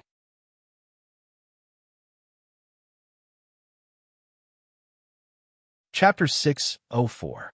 Perhaps it was because of Han Jin's presence, or the fact that Catherine had shocked them too much. The meeting proceeded in an orderly and efficient manner. Every edict issued by Guevara was supported by everyone. The result was no surprise. In the face of absolute power, these tyrants who ruled over a region were very smart and placed themselves in the right position. In fact, this could no longer be regarded as a meeting. It had completely become Guevara's stage. Although there were some elements of power in the edict, it was not unacceptable. Guevara had put in a lot of effort, and he understood the mentality of the lords very well. He knew where their bottom line was. However, if Guevara had known earlier that Han Jin could even kill Alpha, perhaps he would not have spent so much effort, because no matter what conditions he proposed, no one would dare to resist. Guevara's joy lay in this. He finally witnessed the whole process of Han Jin's rise from a nobody to standing at the top of the world. At this moment, he wished he could gather all the people in the continent in the Holy Crown City and let them witness the glory of Han Jin. The meeting was over, and the lords left in an orderly manner. Before leaving, they did not forget to promise that they would attend Han Jin's wedding. Han Jin smiled and nodded in agreement one by one. He did not seem to be arrogant at all. The lords were flattered, and at the same time, they could not help but have a good impression of Han Jin. Human psychology was really strange. If it were an ordinary person, even if they knelt down and begged, these lords would not even spare them a glance. However, Han Jin only showed a perfunctory smile, and they felt as if they had been treated with great courtesy. They were so grateful that they shed tears. After the lords left, the first thing Guevara did was to turn around and look for Han Jin. In fact, if Han Jin did not do anything, Guevara would not complain because he knew that Han Jin disliked these things. What Guevara could not tolerate was that Han Jin went to look for Alpha without saying a word. Did he not know that everyone would be worried? However, Han Jin's seat was already empty. It seemed that he had left earlier than the lords. Guevara wanted to vent his anger, but he could not find a suitable person. In the end, he could only sigh helplessly and turn around to walk towards the city hall. Han Jin could ignore everything and enjoy the fruits of others' labor, but Guevara could not. Putting aside the daily complicated government affairs, Han Jin's wedding alone was enough to keep him busy. No matter how one looked at it, the Holy Crown City needed a grand wedding. This was not only about Han Jin, but also about the rise of a huge empire. At this time, Han Jin was lying on the grass side by side with Sunir and Yelena, breathing in the fresh air with a relaxed look. If this scene was seen by Guevara, the consequences would be severe. However, in this space, Han Jin was not worried about being disturbed at all. He really did not want to face those insignificant people. Whether the lords surrendered or not, whether they were dead or alive, it had nothing to do with Han Jin. For Han Jin, as long as the people around him could live well and happily, that was enough. Time flew, and in the blink of an eye, 2 days had passed. Han Jin had to walk out of his mess in space because today was his big day. If he did not show up, not only Guevara, but also Grand Duke Solomon would not let him go. The Holy Crown City was decorated with lanterns and colored banners. In the eyes of the people of the Holy Crown City, Han Jin was not only a king, but also the protector of the city. Unlike the time when Bismarck occupied the city, the Holy Crown City had become the center of the continent. Every inch of land in the city was worth an inch of gold. The price of the shops in the center of the city had risen to hundreds of thousands of gold coins. Even so, there was still no supply. The continent had been in turmoil for too long. The long period of separation, endless wars, and unscrupulous expropriation had shackled the people living at the bottom of the society. What they needed was not a wise king, because the word king was often associated with more tragic wars. What they desired most was simple. That was a land where they could live in peace. Compared with other regions, the people living in the northeast region, centered on the Holy Crown City, could be regarded as relatively wealthy. However, the original infrastructure of the Holy Crown City was somewhat weak. It would take a long time to transform the city into a metropolis at the central level of the continent. However, this had already been put on the agenda. The camps of all the legions had been moved to a place more than 40 miles away from the city. It would not take long for the new city wall of the Holy Crown City to be built there. Han Jin did not want to make a big deal, but this kind of thing was not up to him.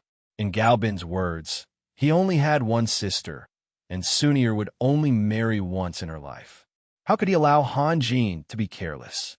Of course, Grand Duke Solomon also had a similar reason.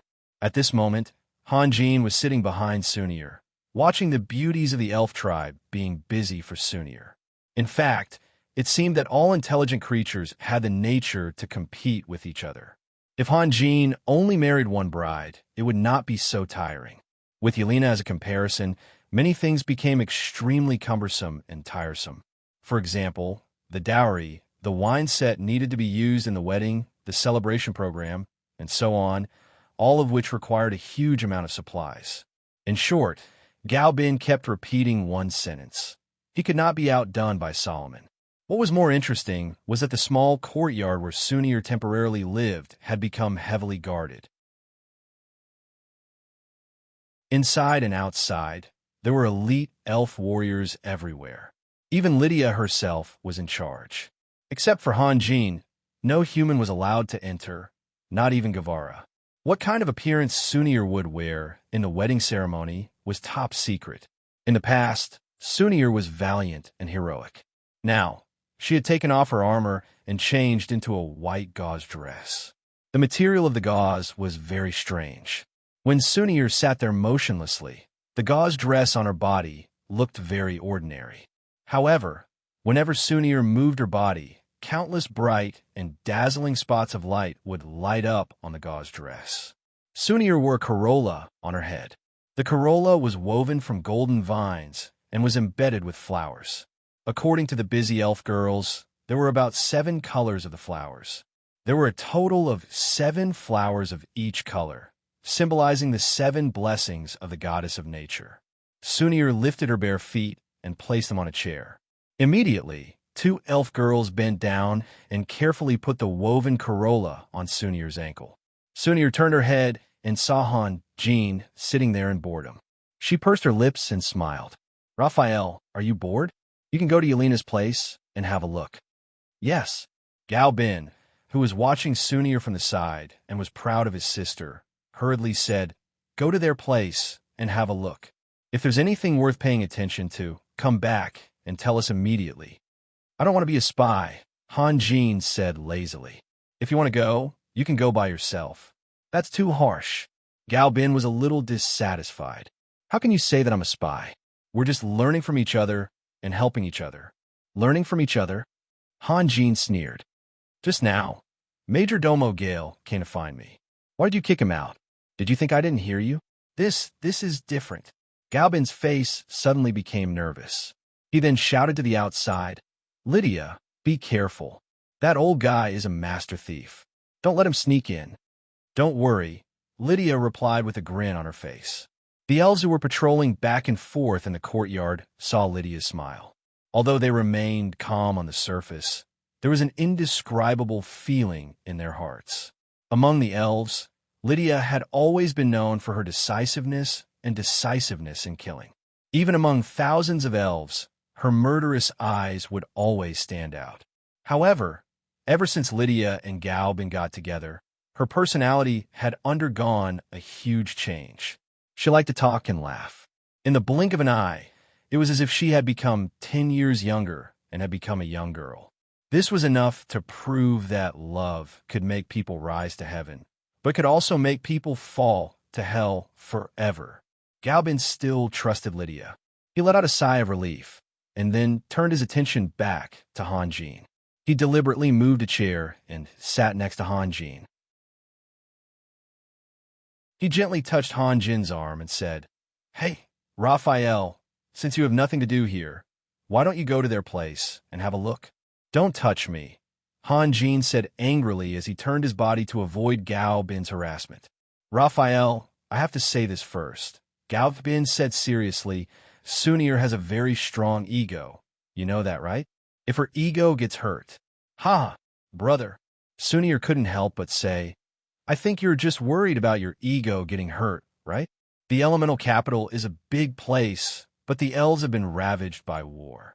How can we compare to them?" Gao Bin's face was full of sorrow. He then realized that he had exposed himself and hurriedly glared at Sunir. "Your words mean nothing to me. I'll listen to Sunir," Han Jin said with a smile. "If Sunir wants me to go, I'll go." "Sunir?" Gao Bin was overjoyed. In fact, his heart was beating like a drum. When Solomon's wives arrived at the Holy Crown City, they were accompanied by a team of hundreds of carriages.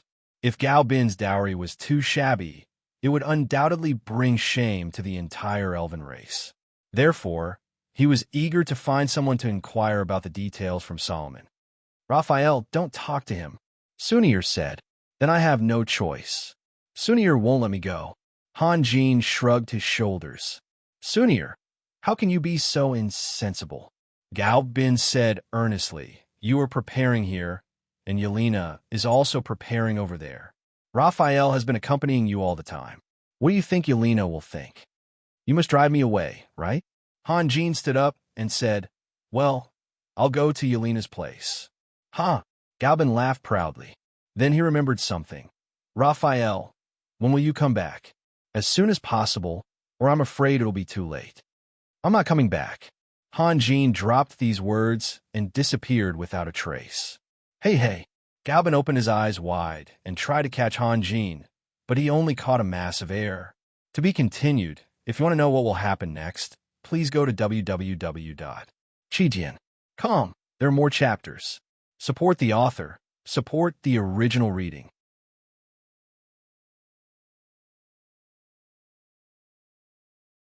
Chapter 605.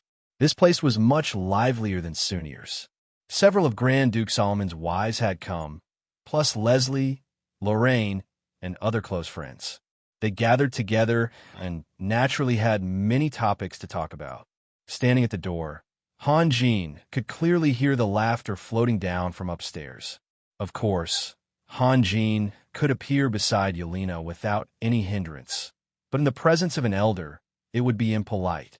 After thinking for a while, Han Jin stopped the guard who was about to report and knocked on the door. Come in. Major Domo Gale's voice came from inside the door. Han Jin pushed the door open and walked in slowly. Sir Raphael?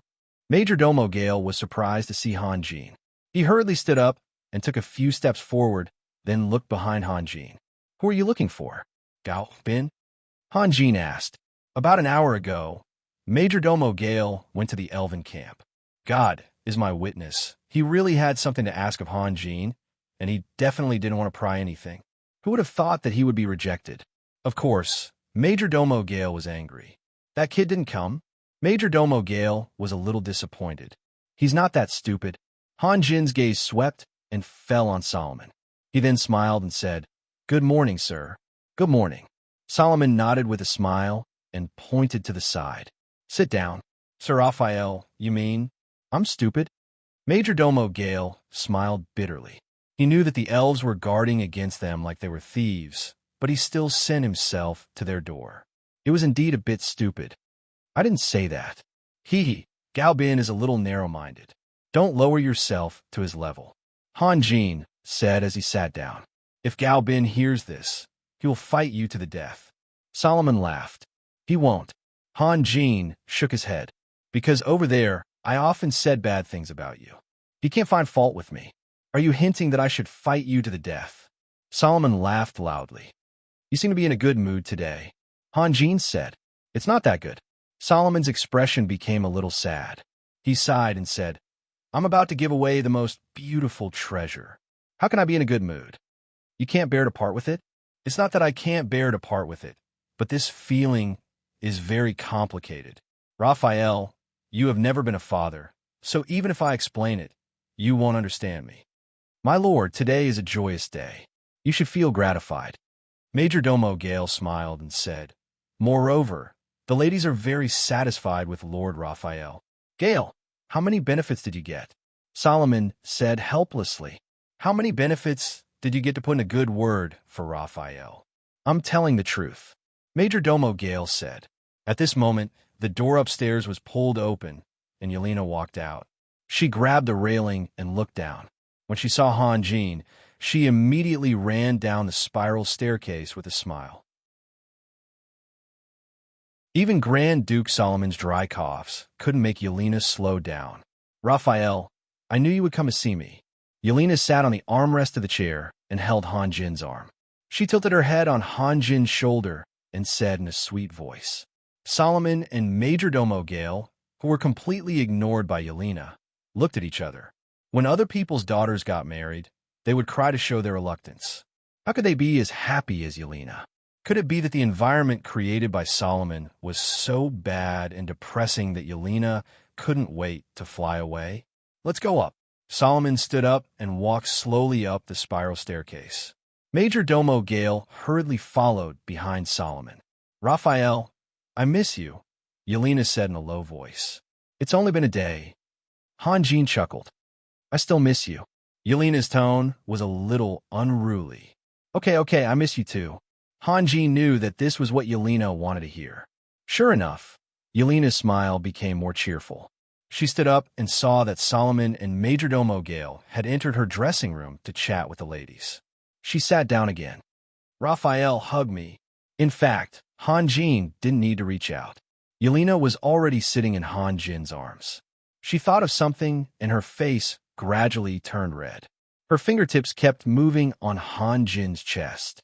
After a while, Yelena whispered, Raphael, I have a request. Can I? What is it?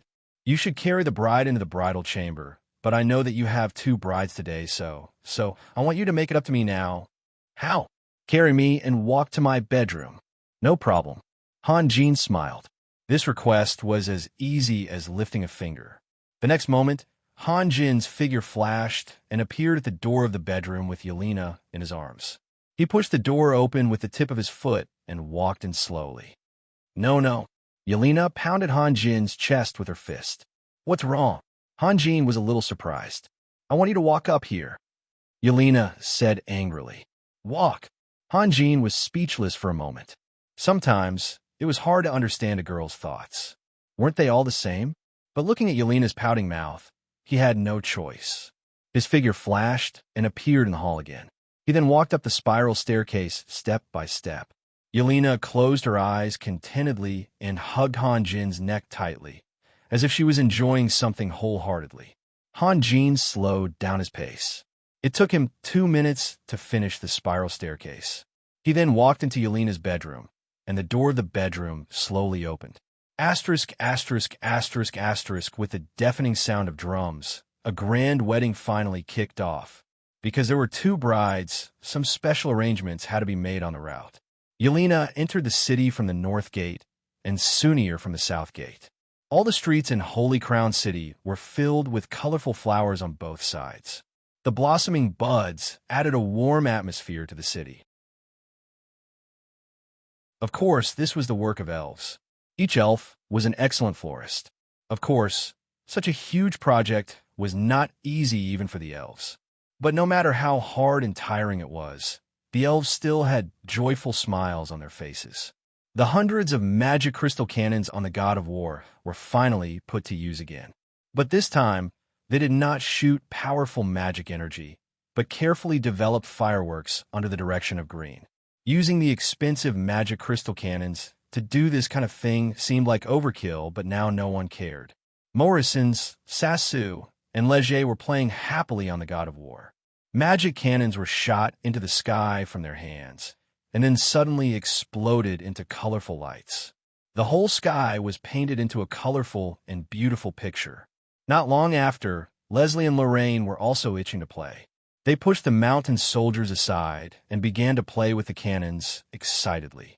Even Domini, who had always been quiet, couldn't help but walk to the side of the magic crystal cannons under the influence of the joyous atmosphere. This time, the mountain soldier in charge of releasing the fireworks didn't need Domini to open her mouth. He consciously gave up his position. After a few tentative shots, Domini immediately fell in love with this game. Standing on the side and watching others release fireworks was completely different from doing it herself. The young people on the deck were laughing and joking, while Guevara and the others were waiting for the arrival of the 3 newcomers in front of the city hall.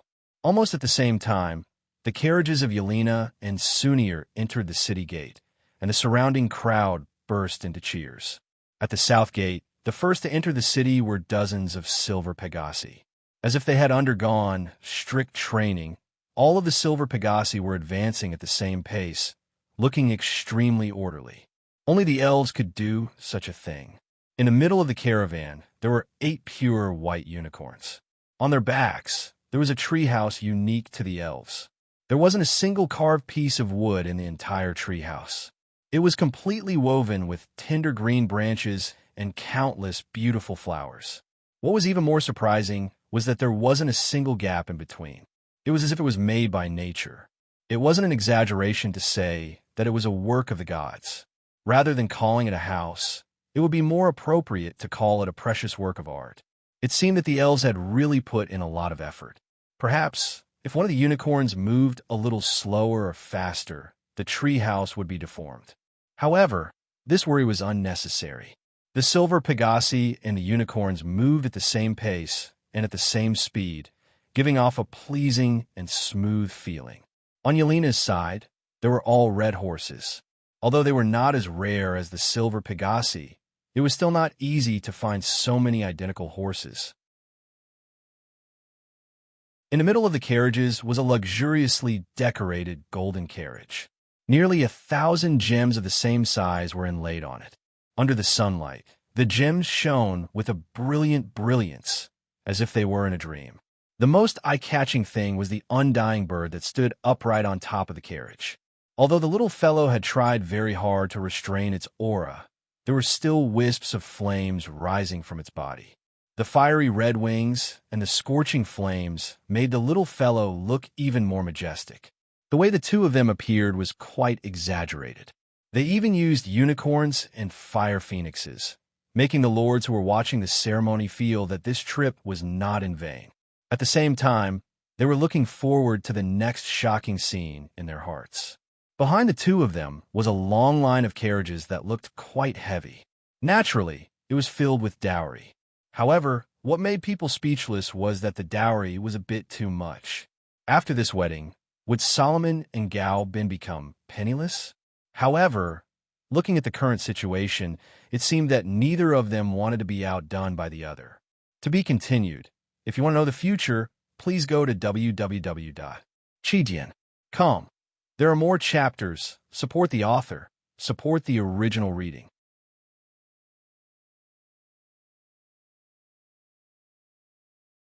Chapter 606. Comparing the two sides, the elemental capital's fleet was more magnificent and graceful, while the elven race's fleet was also more elegant and dignified. It could be said that both sides had their own merits, and it was hard to tell which was better. This result was naturally the best. In fact, Yelena and Sunir didn't want to make such a big fuss. However, due to the status of Han Jin and the two of them, this wedding was destined to be extraordinary. Fortunately, the streets of the Holy Crown City were wide enough, otherwise, it wouldn't be able to accommodate such a huge fleet. When the fleet arrived in front of the city hall, a rain of flowers suddenly fell from the sky. Countless gorgeous petals fluttered down, and along with the gorgeous lights in the sky, the whole Holy Crown City turned into a colorful world. Han Jin was bathed in the rain of flowers, smiling as he waited for the two brides to appear. As if there was a tacit understanding, the door was gently pushed open at the same time, revealing two beautiful faces. Sunir was wearing a white gauze dress.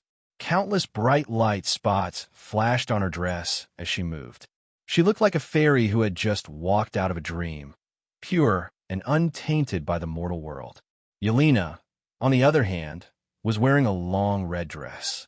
It was obvious that it had been carefully designed by a famous designer. The soft silk perfectly outlined her exquisite figure. Everyone was used to Yelena's coquettish appearance, and no one had expected her to become a completely different person after dressing up. She was so beautiful that it was impossible to describe her. What Han Jin wanted to do was very simple. That was to help the two brides walk to the god of war. However, the problem was that the distance between Sunir and Yelena was at least 10 meters. What everyone cared about was which one Han Jin would help first. Solomon and Bin were a little nervous. Both of them were preoccupied with trying to overwhelm the other party with their momentum, so they neglected such a situation. Compared to this, all the previous preparations seemed to be less important. The fact was that whoever Han Jin helped first showed that he cared more about that person. No matter how big the convoy was, no matter how gorgeous the makeup was, what did it mean? In the end, it all depended on Han Jin's attitude. If Han Jin went to help Sunir, then even if Bin didn't say anything, he would still be dissatisfied. At the same time, he couldn't help but worry about Sunir's future happiness. On the other hand, although Solomon was not necessarily angry, he would not be happy. Inadvertently, a difficult problem was placed in front of Han Jin. It seemed that no matter what he did, he was destined to offend the other party. Obviously, This situation was somewhat out of Han Jin's expectations. However, Han Jin was only slightly startled before he immediately came up with a countermeasure. Perhaps this would be a difficult matter for others, but Han Jin, who had Dao techniques, had too many ways to solve this problem. Han Jin calmly extended his palm, and a dazzling purple light appeared in his palm. In the next moment, the purple light soared into the sky and flew towards the god of war. Those who were familiar with Han Jin felt that it was strange. What was he trying to do by taking out the heavenly Dao at this time? Soon, Han Jin gave an answer. The heavenly Dao was divided into 3 parts in the sky. One end was connected to the god of war, while the other extended to the feet of Han Jin and the other 2. In the purple light, 3 long stairs appeared in front of everyone. If this was all, it didn't seem to be a good solution to the problem because the distance between Han Jin, Sunir, and Yelena still didn't change. An indispensable part of the ceremony was that Han Jin had to personally help his bride step by step onto the god of war. However, things weren't over yet. Han Jin changed the spell in his hand, and the long stairs shining with purple light suddenly began to move. The 2 stairs on the left and right slowly moved towards the middle, and a moment later, they joined together. Sunir and Yelena, who were standing on the stairs, naturally came to Han Jin's side. Han Jin stretched out his hands and hugged his 2 brides. Suddenly, there was a burst of surprise. What kind of magic was this? It could be used like this? Han Jin didn't care about the surprise on everyone's faces. Just like that, he leisurely brought Sunir and Yelena along the stairs to the god of war. Gao Bin and Solomon looked at each other and saw the smile in each other's eyes. Although Han Jin's method of solving the problem was a bit tricky, the result was still acceptable to both parties. The real wedding was held on the god of war, so those who weren't qualified naturally didn't have the chance to see it. However, this didn't affect the people's excitement at all. This wedding was simply an eye-opener, especially when Han Jin used the way of heaven to create 3 stairs at the end. It completely subverted everyone's understanding of magic. How could they know that it wasn't magic at all, but Taoist techniques? Han Jin slowly walked up with Sunir and Yelena. When they were about 10 meters away from the side of the ship, they suddenly saw 3 black cannons being pushed out. Morrison's, Sisu, and Leger were each guarding a magic crystal cannon, and they were smirking at Han Jin maliciously. Yelena and Sunir were stunned, and they shouted at the same time, "What are you doing?" Although everyone knew that Morrison's and the other 2 couldn't really bombard Han Jin with magic energy, they could guess that there must be something strange in the magic crystal cannons. Raphael, are you serious? Letting a woman stand in front of you? This doesn't seem to be your usual style. Morrison's laughed arrogantly.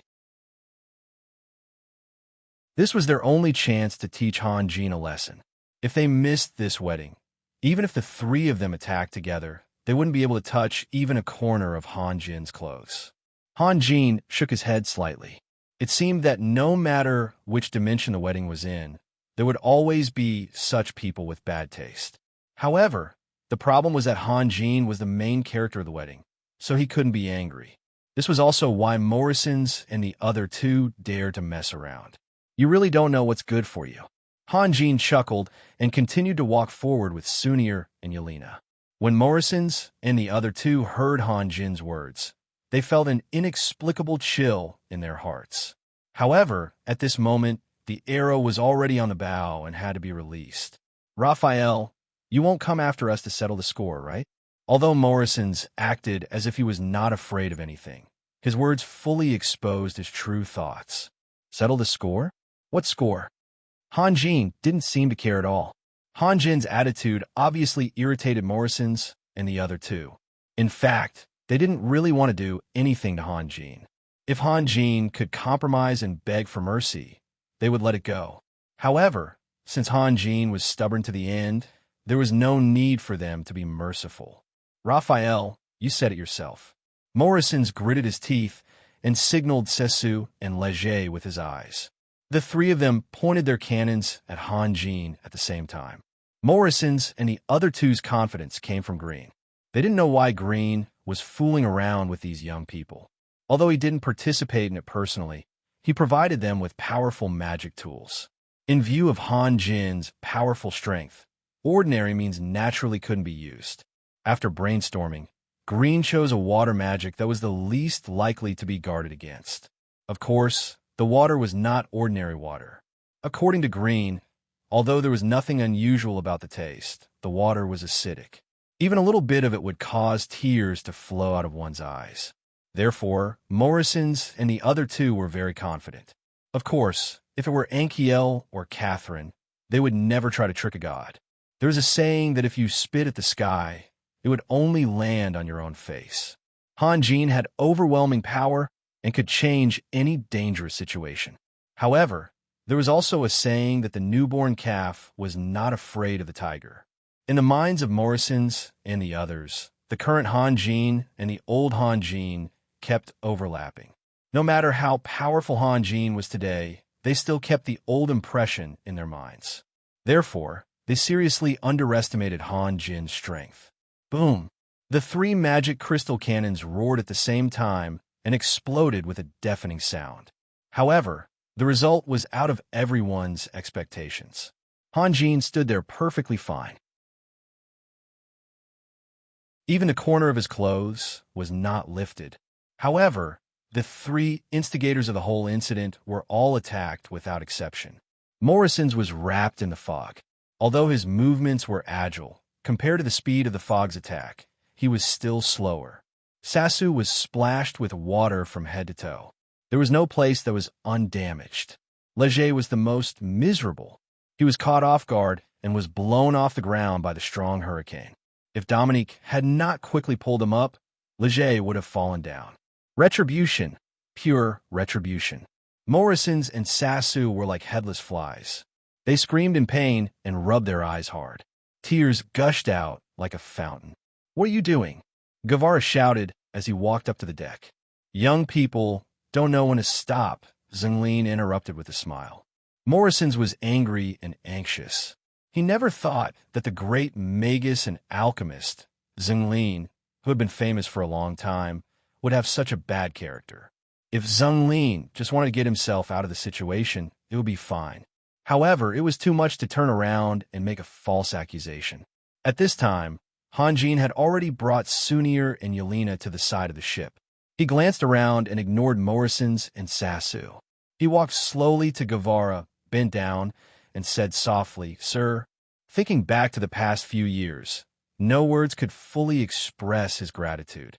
Therefore, Han Jin did not say anything. Sunir and Yelena also bent down to Guevara. Guevara was caught off guard and his whole body froze. The god of war became silent. Even Morrison's and Sasu shut their mouths. They tried to squint their eyes and silently looked at Han Jin's figure. Although Han Jin was young and easygoing, no one could deny that he had a backbone made of steel. In the face of one ordeal after another, he had never bowed his head or been discouraged. Han Jin had always stood at the forefront. The deepest memory in people's minds was Han Jin's back, which was not considered burly, but was as straight as a mountain. At this moment, Han Jin bowed deeply to Guevara. Although it was an expression of gratitude, it also meant that he had long regarded Guevara as his teacher. Guevara's eyes became wet. When he stepped forward to help Han Jin up, hot tears finally flowed down his cheeks uncontrollably. However, he was just like Han Jin. He was not good at expressing his inner feelings with words, so he did not say anything.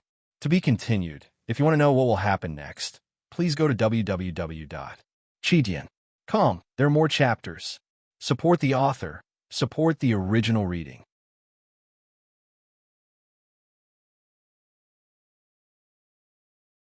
Chapter 607. Under the sun, there was always a shadow. When the people of the Holy Crown City looked up at the god of war, two inconspicuous figures were talking in a low voice in a dark corner. They looked like two friends who often met each other, but the content of their conversation was earth-shattering. If Guevara or the guardians of the Golden Dragon family heard it, they would definitely be stunned on the spot. "Are you sure this is true?" Katini raised his head as he spoke. He seemed to feel that the blue sky was too dazzling, so he narrowed his eyes and took a step back, completely shrinking into the shadow. You shouldn't ask that. A rather handsome young man smiled. As a person in our line of work, you should know that most of the information can't be 100% accurate. Then what should I ask? Catini still narrowed his eyes. What you should be asking is, how reliable is this information?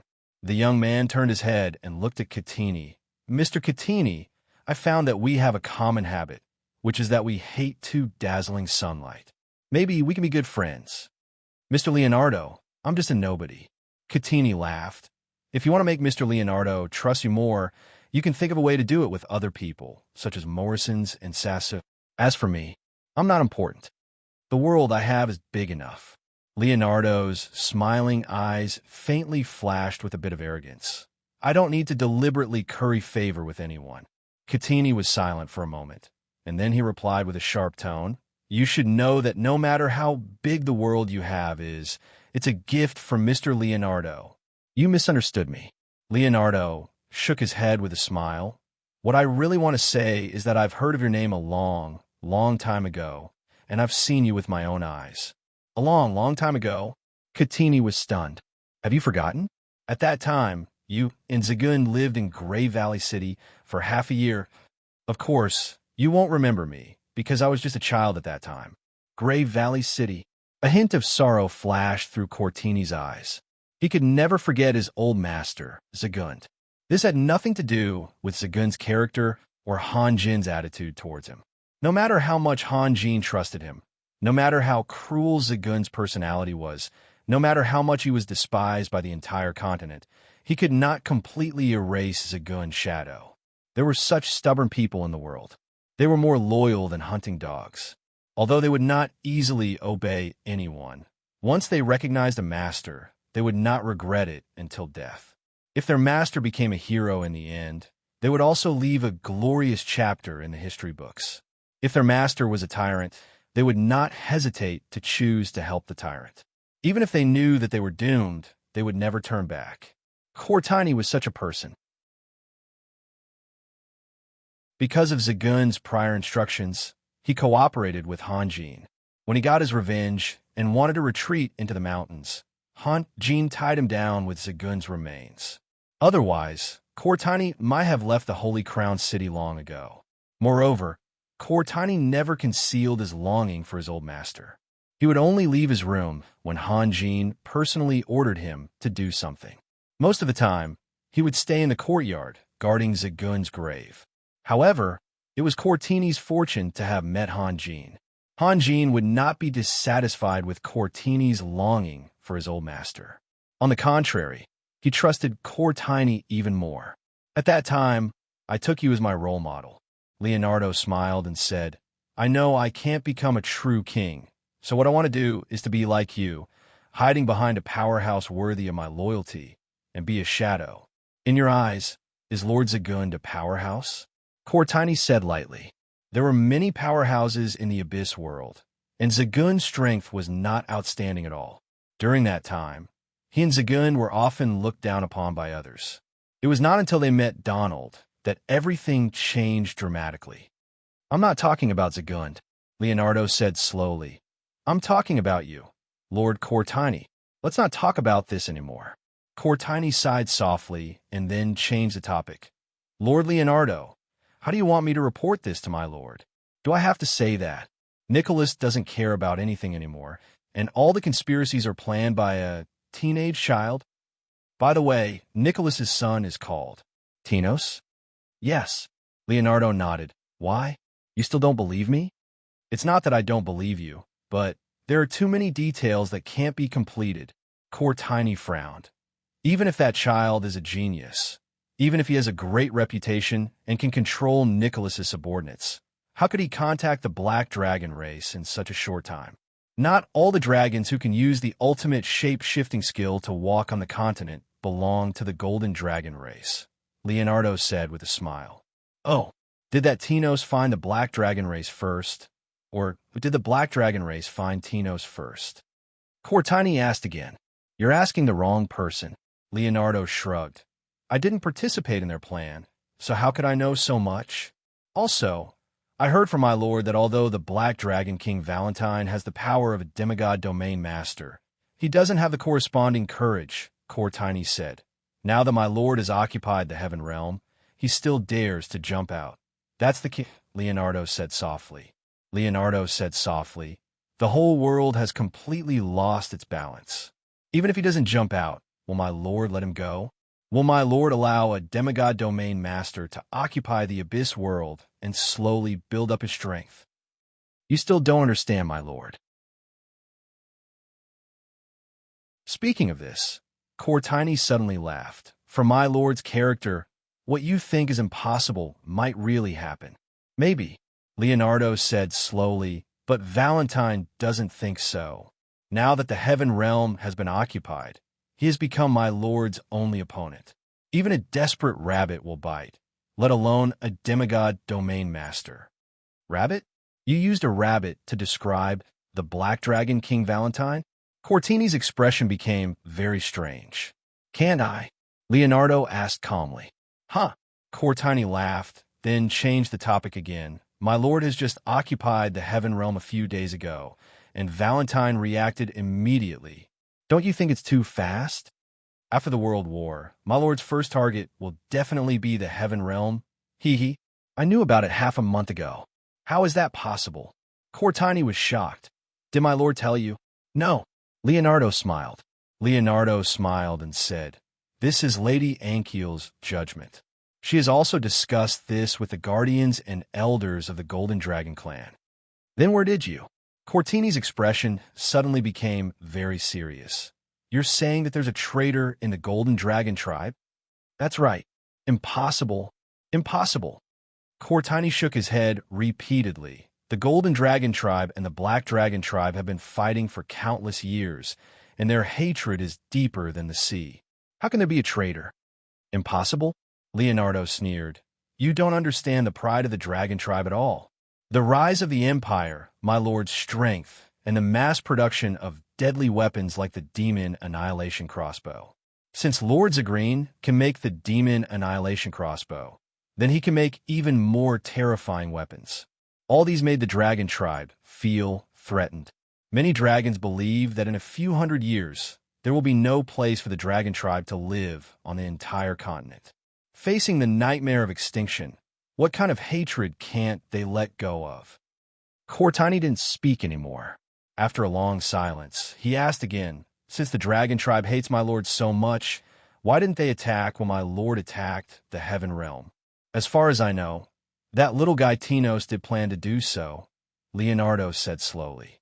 He said that the frost dragon Ankiel has been fighting side by side with my lord in the abyss world, so she should know my lord very well. Therefore, Ankiel's judgment is very reliable. What they should do is to launch an all-out attack on the Holy Crown City as soon as my lord enters the heaven realm. At that time, the magnificent Light Empire will send out all the Dragon Knight and Magisters, together with the Black Dragon tribe and the Golden Dragon tribe. Fan Lunding will restrain Ankiel, and the rest of the experts will be enough to turn the Holy Crown City into ruins. Or they can capture the God of War. If Harley was here, he would definitely laugh out loud. This was the gap between the realms and strength, and this gap couldn't be made up. As the immortal monarch, Han Jin could bring Doreen back from the dead. It was stupid to use a hostage to threaten Han Jin. Moreover, Han Jin always had the absolute advantage in the heaven realm and could return to the Holy Crown City at any time. It was like a group of ants planning to attack a lion. No matter whether the plan was flawed or not, it was absolutely impossible to achieve it. Then why didn't they attack? Cortini asked. You'll have to ask Fan Lunding. Leonardo didn't hide his contempt. I should go and inform my lord immediately. Cortini raised his head and squinted at the God of War in the sky. But now is not the time. Let's wait until nightfall. He didn't ask where Leonardo got this information, because not only did he know Leonardo's background, but he also knew Leonardo's position in the Abyss Demons.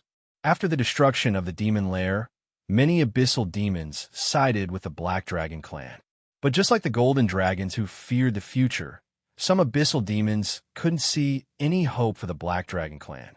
With a little effort, Leonardo might be able to persuade them to switch sides. In other words, some abyssal demons were simply spies sent by Leonardo. My mission is completed. As for when to inform my lord, you decide. Leonardo said. He also understood that now was not the time. To be continued. If you want to know what will happen next, please go to www.chidian.com. There are more chapters. Support the author. Support the original reading.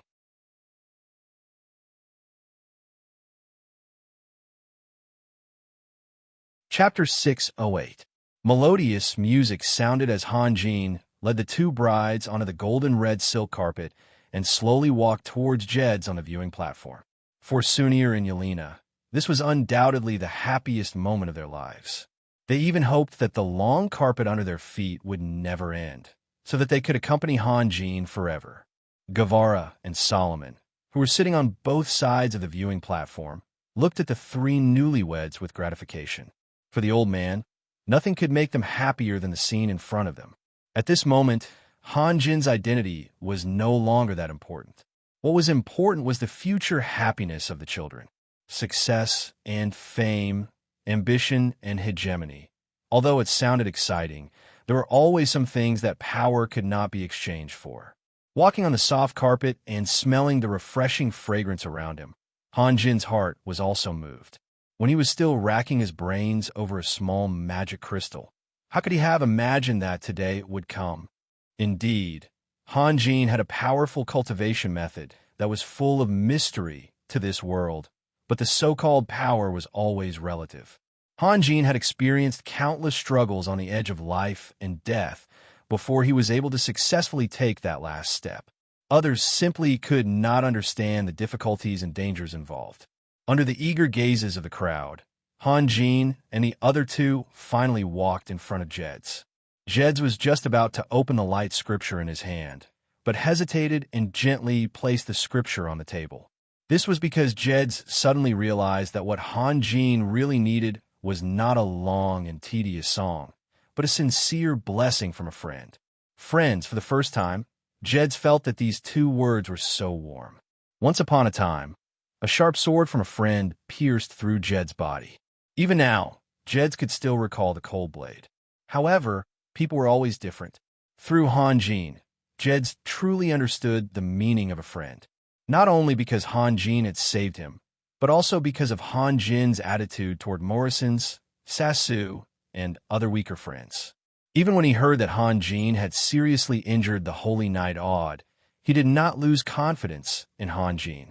Raphael, Jed smiled at Hanjin.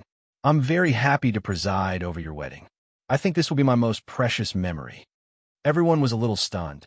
No one had ever seen a priest preside over a wedding without holding a scripture. However, everyone had to admit that this was not bad. Although it did not seem so solemn, it was more heartwarming. I hope that one day we can change positions. Hanjin laughed. Jed's was stunned.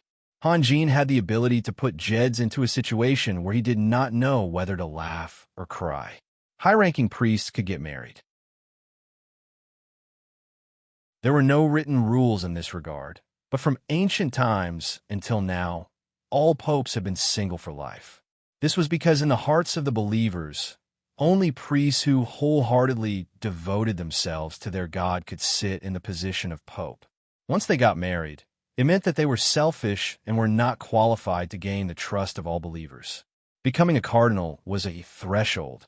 If people who had reached this point wanted to continue moving forward, they would definitely keep themselves clean. Those who thought that they had reached the top did not have too many concerns. They either got married or searched for maids to satisfy their desires. Cardinal Heinschitz, who had been bought over by Chipango, belonged to the latter. Under normal circumstances, no one would use this kind of thing to attack Heinschitz. Of course, if Heinschitz wanted to go further and become an archbishop or even a pope, it would be a pure dream. Jed's had already become a pope, so he did not care about his personal affairs at all. In fact, as early as 10 years ago, when Jed's was young, heroic, and had a bright future, he had already made his choice. Jed's shook his head helplessly and did not say anything more. He gently raised his hands, and with his movement, a soft beam of light descended from the sky and enveloped Hanjin and the other two. Spots of light danced around like naughty elves. Raphael, this is a sincere blessing from me. I hope that you can hold hands with Sunir and Yelena for the rest of your life, until the end of time.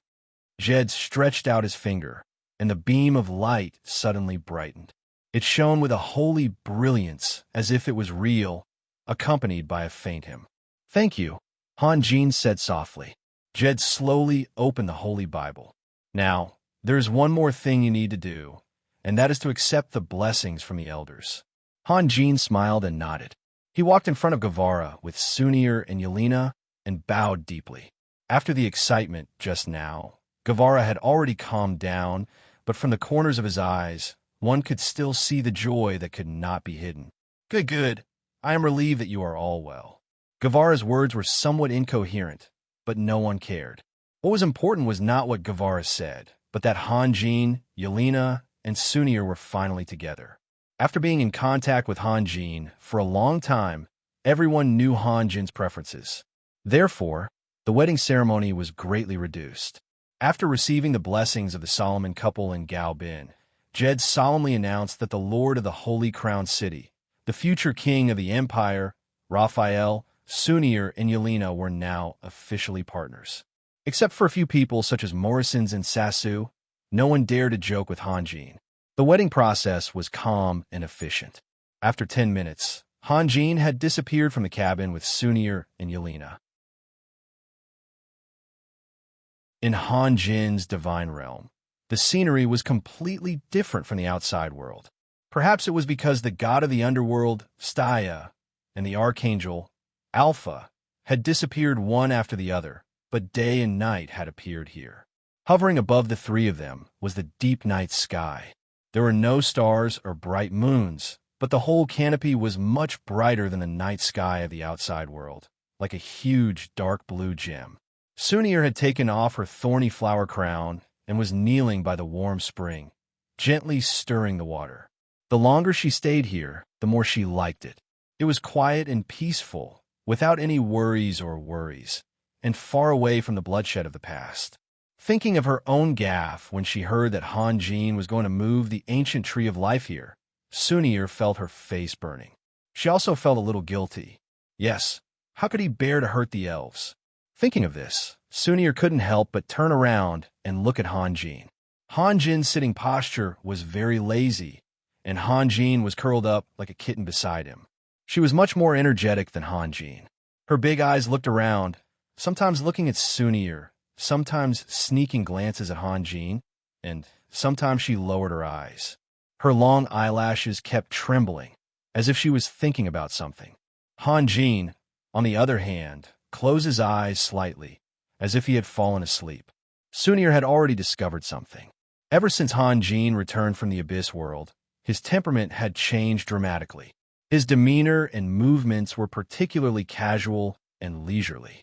His every movement was like the scenery, giving people a feeling of transcendence. Perhaps it was because she loved him, but in Sunir's eyes, Han Jin looked very good even when he was sleeping. If it weren't for the special situation tonight, she would have leaned over and quietly leaned into Han Jin's arms. After an unknown amount of time, she finally couldn't help but gently push Han Jin's shoulder and whisper, "Raphael, are we going to wait like this until dawn?" Sunir almost laughed out loud, but she forced herself to control her laughter and hurriedly turned her head back.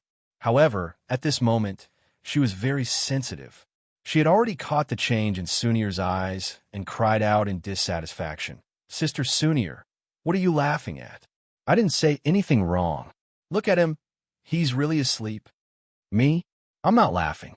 Sunir turned her head and blinked hard. She had to use force. Otherwise, she really couldn't help but laugh out loud. "Yelena, it seems like you really want to do something?" Han Jin suddenly opened his eyes and looked at her with a smile. "Of course not." Yelena avoided Han Jin's gaze, her eyes full of unconcealable panic. The customs here were relatively conservative. When a daughter got married, a lot of common knowledge had to be secretly taught by her mother. However, hearing it was one thing, and doing it was another. It could be said that at this moment, Han Jin still needed to personally educate her. "No, Then why don't you let me sleep? Hanjin's tone was a little unfriendly. Raphael, don't go too far, Sunir said angrily. As a woman, she felt that she should help Yelena. Then, she rolled her eyes at Hanjin, jumped into the warm spring, and swam away. You said I. Yelena's eyes became a little wet. Because she was too nervous and looking forward to tonight's mystery, she didn't realize that Hanjin was joking with her. Hanjin looked at Sunir with a slightly complicated gaze as she swam further and further away. After a moment, his eyes fell on Yelena again, and then he gently kissed her forehead, apologizing with his tenderness. All the grievances in Yelena's heart disappeared, and she leaned back into Hanjin's arms. Your heart is beating very fast, Hanjin whispered in her ear. No, Yelena immediately responded. This is the clumsiest lie I've ever heard. Hanjin laughed. Yelena blushed and pretended to be calm as she propped herself up from Hanjin's arms and looked around. Where did Sister Sunir go? Hanjin held Yelena's waist and turned her body over bit by bit. He looked at her with a smile and didn't say anything. Yelena seemed to realize what was going to happen. Her lips became a little pale, and her body became a little weak. She slowly leaned against Hanjin and said in a voice as low as a mosquito's buzz, Raphael, can you be a little gentler to me? I'm afraid. To be continued. If you want to know what happened next, please go to www.chitian.com to read more chapters. Support the author. Support the original reading.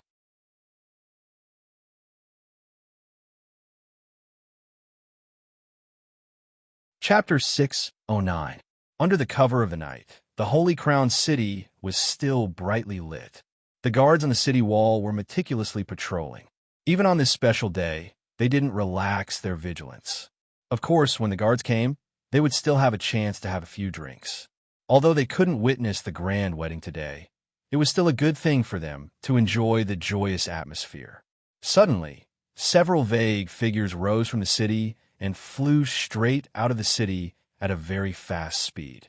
The guards saw this strange scene, but they didn't take any action because Schumann had ordered them to only leave the Holy Crown City tonight, but not to enter. Hanjin could make the lords obey him with his overwhelming strength, but no matter what, Hanjin couldn't restrict the freedom of these people. That would be too overbearing. When Schumann gave this order, he didn't want to cause unnecessary misunderstandings. If Guevara and the others had seen these figures, they would have been shocked. What on earth had happened that made Ankiel, the Dragon Guardians, and the elders leave the Holy Crown City in the middle of the night without even saying goodbye to them? In the air, Ankiel's face was serious, as if covered with a layer of frost. She pursed her lips tightly, as if trying to suppress the anger in her heart, and just kept flying forward. The guardians and elders of the Dragon City and the Dragon Field also looked gloomy. They followed closely behind Ankiel without saying a word. Obviously, something important had happened. The sun rose and set. Ankiel and her companions kept flying at a fast speed, as if they didn't know what fatigue was. On this day, when they were less than 100 miles away from the Dragon Field, a group of giant dragons greeted them from the direction of the Dragon Field.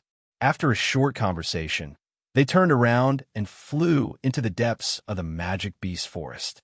In the center of Paradise Lost, there were patches of strangely shaped dense woods. The tall and small trees all slanted outwards, as if there was a force pushing them all year round. If there was only one patch of woodland, it wouldn't be a big deal. However, all the trees within the range of thousands of acres looked so strange that it made people's scalp tingle. The fog floating in the air was also strange. Suddenly, a light flashed, and then countless twisted lightning bolts bombarded the ground.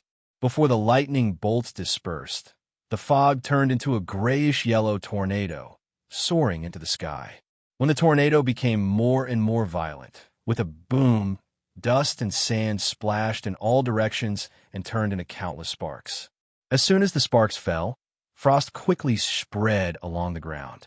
Anyone with a little knowledge of magic could see that there was a real place of elemental chaos in front of them. There were similar places on the continent, but they couldn't compare to Paradise Lost. First of all, the elemental fluctuations here were too large and too violent. Moreover, the phenomenon of elemental chaos had existed for countless years. Perhaps it would continue to exist in the future. In other places, elemental chaos was cyclical. Some would repeat every few years, while others would take decades. The duration was also very short. The frequency, intensity, and range of elemental fluctuations couldn't compare to Paradise Lost. "This is the place?" Enkiel asked indifferently. However, even the dullest person would be able to sense the raging fury hidden beneath her calm tone. "Yes." The guardian lowered his head and carefully replied. "At first, I didn't believe it either. It wasn't until I saw that Lord Milo's tomb had been tampered with that I immediately came to inform you." Enkiel stared at the strange forest under her feet. After a moment of silence, she suddenly sneered, "The land of the fallen gods. Do they think this can stop me?" "My lady, something's not right." Shazoz's face was very serious. According to legend, Paradise Lost was once the battlefield of the gods. After countless years, the aftershocks of the Twilight War still wreaked havoc on this land. Here, no one dared to use magic. Even the strong who saw each other as mortal enemies wouldn't use the place of elemental chaos as a place to duel. This was because the competition here wasn't about strength or calculation, but luck. One side spent a lot of effort to release the Earth Spear, but his mental strength might be completely swallowed by the chaotic elements. The other side only released a small fireball, and the moment it collided with the fire elemental explosion, the small fireball would become a monstrous flame and even swallow both sides. "That's right. It seems that someone wanted to lead us here." Enkiel raised her hand to tidy up the messy hair on her temples. Her white and long fingers were as gentle as jade, and under the sunlight, a metallic luster flashed between her fingers. It was the ring that Hanjin gave Enkiel for communication. For some reason, Enkiel was still wearing this ordinary-looking ring. Of course, after Hanjin's modification, the ring was now very suitable for Enkiel's slender fingers. "My lady, are you saying that we've been fooled?" Harriet looked up in horror. "Should we send someone back to inform?" "What's there to inform?" Enkiel sneered and interrupted Harriet. "When did the dragons become so timid? My lady, if you believe that this is a trap, then it's better to be safe. Send someone back to inform Lord Raphael." Shazoz said slowly. Lost Paradise was not frightening. What was frightening was the enemy hidden within it. From another point of view, the other side was able to silently steal Golden Dragon King Milu's skeleton and painstakingly transport it here. This in itself was inconceivable. Dragon graveyards had always been the most heavily guarded place. Even Shazoz admitted that he did not have the strength to enter the graveyard without alerting the dragon guards. The whole thing was strange. What was the other side's purpose for doing this? Perhaps it was not just to lead Enkiel and the others here. Perhaps there was an even greater conspiracy hidden in this. "It's too far." Enkiel shook her head and said unquestionably, "I don't have that much time to waste here. We must immediately find Lord Milu's skeleton. I won't allow anyone to disturb his peace." After saying that, Enkiel took the lead and flew down. Shazoz sighed and followed. Enkiel was right. Even if they knew that it was a trap, they could not turn back. Golden Dragon King Milu was the spiritual symbol of the Golden Dragons. Someone actually dared to steal Lord Milu's skeleton. This was no less than a great humiliation to the dragon race. And all of this could only be repaid with blood. The guardians and elders of the dragon clan followed behind Enkiel, but no one saw the cold glint in Harriet's eyes. A layer of aqua blue light lit up around Enkiel's body. She did not conceal her enormous might at all. Suddenly, Paradise Lost fell into chaos. Countless magic beasts fled in all directions in fright. The dense draconic aura evoked their innate fear. All of the magic beasts had only one thought left in their minds, and that was to run far away and never return. After searching for an unknown amount of time in the mist, Enkiel's body suddenly stiffened. In the open space in the forest ahead, there was a huge altar more than 10 meters tall. A dragon skeleton that was dozens of meters long quietly lay there. The white skull had a pair of powerful golden dragon horns that pointed angrily to the sky, confirming the identity of this skeleton. It really was the skeleton of Golden Dragon King Milu. Hearing it with their ears was far less shocking than seeing it with their own eyes. The hero Milu did not receive the peace he deserved after his death. Thinking of this, the eyes of all the dragons present burned with anger. "Come out, you fellows who hide in the shadows." After seeing Milu's skeleton, Ankiel retreated dozens of meters. Although her voice was soft, it seemed to carry a strange magic that reverberated in every corner of the forest. Ankiel was not afraid of anything, but rather worried that the following battle would affect Milu's skeleton. "Hee, Ankiel, I'm very curious. Where do you get your confidence from?" Along with a deep chuckle, a tall, middle-aged man appeared in the forest. Behind him, silhouettes kept appearing, and with each additional silhouette, Ankiel's heart sank a little. At the same time, a row of neat black dots appeared in the distant sky. They flew straight from behind Ankiel and the others at an incomparable speed. A moment later, the dragon elders could clearly see that they were actually huge black dragons. On the back of each dragon was a knight wrapped in heavy armor. The long knight's spear in their hands flickered with a dazzling cold light. "What extravagance!" Ankiel suddenly laughed. "Fan Lunding, I'm also very curious. When did you start to join forces with Nicholas? Do you really think that you can pose a threat to me like this?" A trace of anger flashed through Fan Lunding's eyes. He then let out a long sigh and did his best to soften his tone. "The proud dragons should be the masters of this world, not the slaves of humans. Wake up, Ankiel. Do you really not know what that Raphael did to us? He toyed with us, humiliated us, and even slaughtered us. Calculate for yourself. How many dragons have died at his hands?" "A lot," Ankiel softly said, "but, Fan Lunding, have you calculated how many dragons have died in the Civil War?" Fan Lunding was stunned, unable to answer for a moment. "Calculate again. How many golden dragons have your hands stained with the blood of dragons?" Ankiel's eyes were filled with ridicule. Some fellows are just so laughable. They only see others but not themselves. Even if he kills 100 or even 1,000, he still thinks that he is right. But when others intrude into his territory and harm the dragons, he suddenly becomes the embodiment of justice. "Huh, what do you think the dragons are? Lambs that you're rearing? Fan Lunding, you have no right to criticize Raphael. Ankiel, you have to know that the Civil War wasn't started by me." The corners of Fan Lunding's eyes kept twitching. "It's meaningless to say too much." Ankiel coldly laughed. "If you think you can defeat me today, then go ahead and try. If I think I can defeat you, then I won't let go of this opportunity. So, everything depends on our strength. But please don't put on that righteous face and disgust me."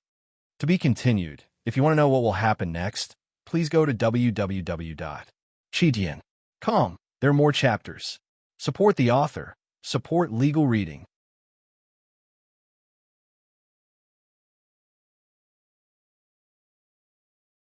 Chapter 610. Fan Lunding took a deep breath, barely suppressing the anger in his heart, and said in a deep voice, "Ankiel, I really want to have a frank and honest talk with you. I hope you can show me the sincerity you deserve. Is that so?" Ankiel shifted her gaze to the altar in the distance. "By frank and honest talk, you mean secretly moving Lord Miluo's remains here? Don't you know what that means to our Golden Dragon tribe? I don't want to do that either." Fan Lunding sighed deeply. "But if I don't do that, will you give me a chance to talk face to face? I can guarantee that Lord Miluo's remains are unharmed. Although he was once an enemy, he was also a powerhouse that I respected. Ankiel, it's time to put aside the hatred between us. Raphael's existence has seriously disrupted the order of this world. For the sake of the entire dragon tribe, for the sake of this continent, we must unite." Fan Lunding's words were eloquent and impassioned, but they did not move Ankiel in the slightest. Instead, the disgust on Ankiel's face deepened. "Fan Lunding, it's not like we've known each other for the first time. Why flaunt yourself with such high-sounding words? Enkiel sneered. To put it bluntly, you're afraid that Raphael will kill you. Fan Lunding, as the king of the Dark Dragon tribe, I really find it strange that you don't even have the courage to fight Raphael head-on. You only dare to play these little tricks behind his back. Do you know that? I feel ashamed for you. Enkiel's merciless words hit Fan Lunding's sore spot. During the battle at the Demon Pond, if Fan Lunding had not deliberately stayed back to protect himself, there would be no Han Jin now. Since then, Han Jin's strength had advanced by leaps and bounds, and Fan Lunding's fear of Han Jin had also increased day by day. So much so that when the god of the underworld, Staya, set up a trap to kill Han Jin, the dignified Dark Dragon King had been reduced to the role of hiding and launching sneak attacks. Enkiel, are you really so obstinate? Fan Lunding said slowly, pausing between each word. His expression became ferocious, as if he was a ferocious beast that was waiting to pounce on a person. I know exactly what I'm doing. There is some pity in Enkiel's eyes. Lunding, on the other hand, don't you think that you're too selfish to drag so many dragons to die with you? Fan Lunding was so angry that he laughed instead. His eyes were filled with darkness as he stared at Enkiel. Since you insist, then don't blame me for being merciless. Enkiel didn't say a word. She just stood there quietly with a mocking smile on her face. She was clearly trying to convey to Fan Lunding that this was her true self, and that she should have done so long ago. The battle broke out in an instant. Fan Lunding flew over at an unparalleled speed and threw a punch at Enkiel. The dragon flame domain enveloping Fan Lunding and Enkiel's deep blue domain simultaneously entangled with each other, twisting and attacking each other. The guardians and elders of the Golden Dragon tribe, as well as the Dark Dragon tribe powerhouses that Fan Lunding had brought with him, simultaneously attacked each other. Let's go. Enkiel let out a long whistle. In a decisive battle in a place of elemental disorder, the Golden Dragon tribe would definitely be at an absolute disadvantage. The guardians of the Dragon Realm and the elders of Dragon City did not dare to use magic. It would not be a big deal if magic lost its effect, but if an elemental tide was triggered, they would be the ones to be injured. On the other hand, the Dark Dragon tribe powerhouses had no qualms. Black dragons had absolute immunity to magic. Among all magic, only Earth Spear, Meteorite, Icicle, and very few other spells that dealt both magic and physical damage could cause them slight damage. As a result, the Dark Dragon tribe powerhouses could use magic without restraint, while the guardians and elders of the Golden Dragon tribe could only rely on their own bodies to fight. This factor also affected the high-level battle between Enkiel and Fan Lunding. As the Lord of Ice, Enkiel only dared to open her domain, while Fan Lunding unleashed his powerful attacks without restraint from start. On a mountain top, dozens of miles southwest of the place of elemental disorder, there was a wide armchair studded with gold, silver, and jewels. A young boy was sitting on the armchair, excitedly watching the flashing images in front of him through the X-ray eyes. The boy was not tall, and his legs could not reach the ground as he sat on the armchair. However, he imitated an adult and sat steadily, giving off a very strange feeling. Look, they're finally fighting. The boy laughed heartily, his eyes filled with curiosity. He was like a village child who saw an airplane for the first time in a different world, innocent and happy. The old man who was controlling the X-ray eyes had a smile on his face as he looked kindly at the boy. He then tried his best to adjust the angle of the X-ray eyes so that the boy could see more clearly. This old man was the president of the Majestic Light Empire's Guild of Magic After Green, Grand Magus Angerman. Behind the boy stood two knights. The knight on the left was a middle-aged man who had some history with Han Jin. When Han Jin first entered the Majestic Light Empire, he was pursued by this knight. The Dragon Knight, Farragon, was also the captain of Nicholas's bodyguards. Standing on the right was Farragon's deputy, Dick, the Dragon Knight who had served twice as an emissary. Farragon's face was very calm, and no one could guess what he was thinking. However, Dick's eyes were full of worry. Because he had seen Han Jin, the strong men in the Holy Crown City, and Green's attitude towards Han Jin, he agreed with Nicholas's judgment. Unfortunately, the decision-making power was not in his hands, nor in Nicholas. Since Nicholas started his closed-door training, the boy in front of him had become an uncrowned king, and he could only follow his orders. Just as the old man was adjusting the angle of his X-ray eye, a figure silently appeared behind them. The long shadow of the setting sun stretched out between the two dragon knights and shrouded the young man. It also cast a layer of darkness on the X-ray eye. The old man realized that something was wrong. He glanced around and saw a young man standing quietly behind the chair, less than 3 meters away from the two dragon knight. There was no need to think too much about it. To be able to use a mysterious method to avoid the detection of several experts and silently appear here. Who else in the entire continent could do such a thing? Angerman's face turned pale, and his trembling fingertips could no longer maintain the operation of the X-ray eyes. The next moment, the X-ray eyes shattered like a mirror, falling to the ground.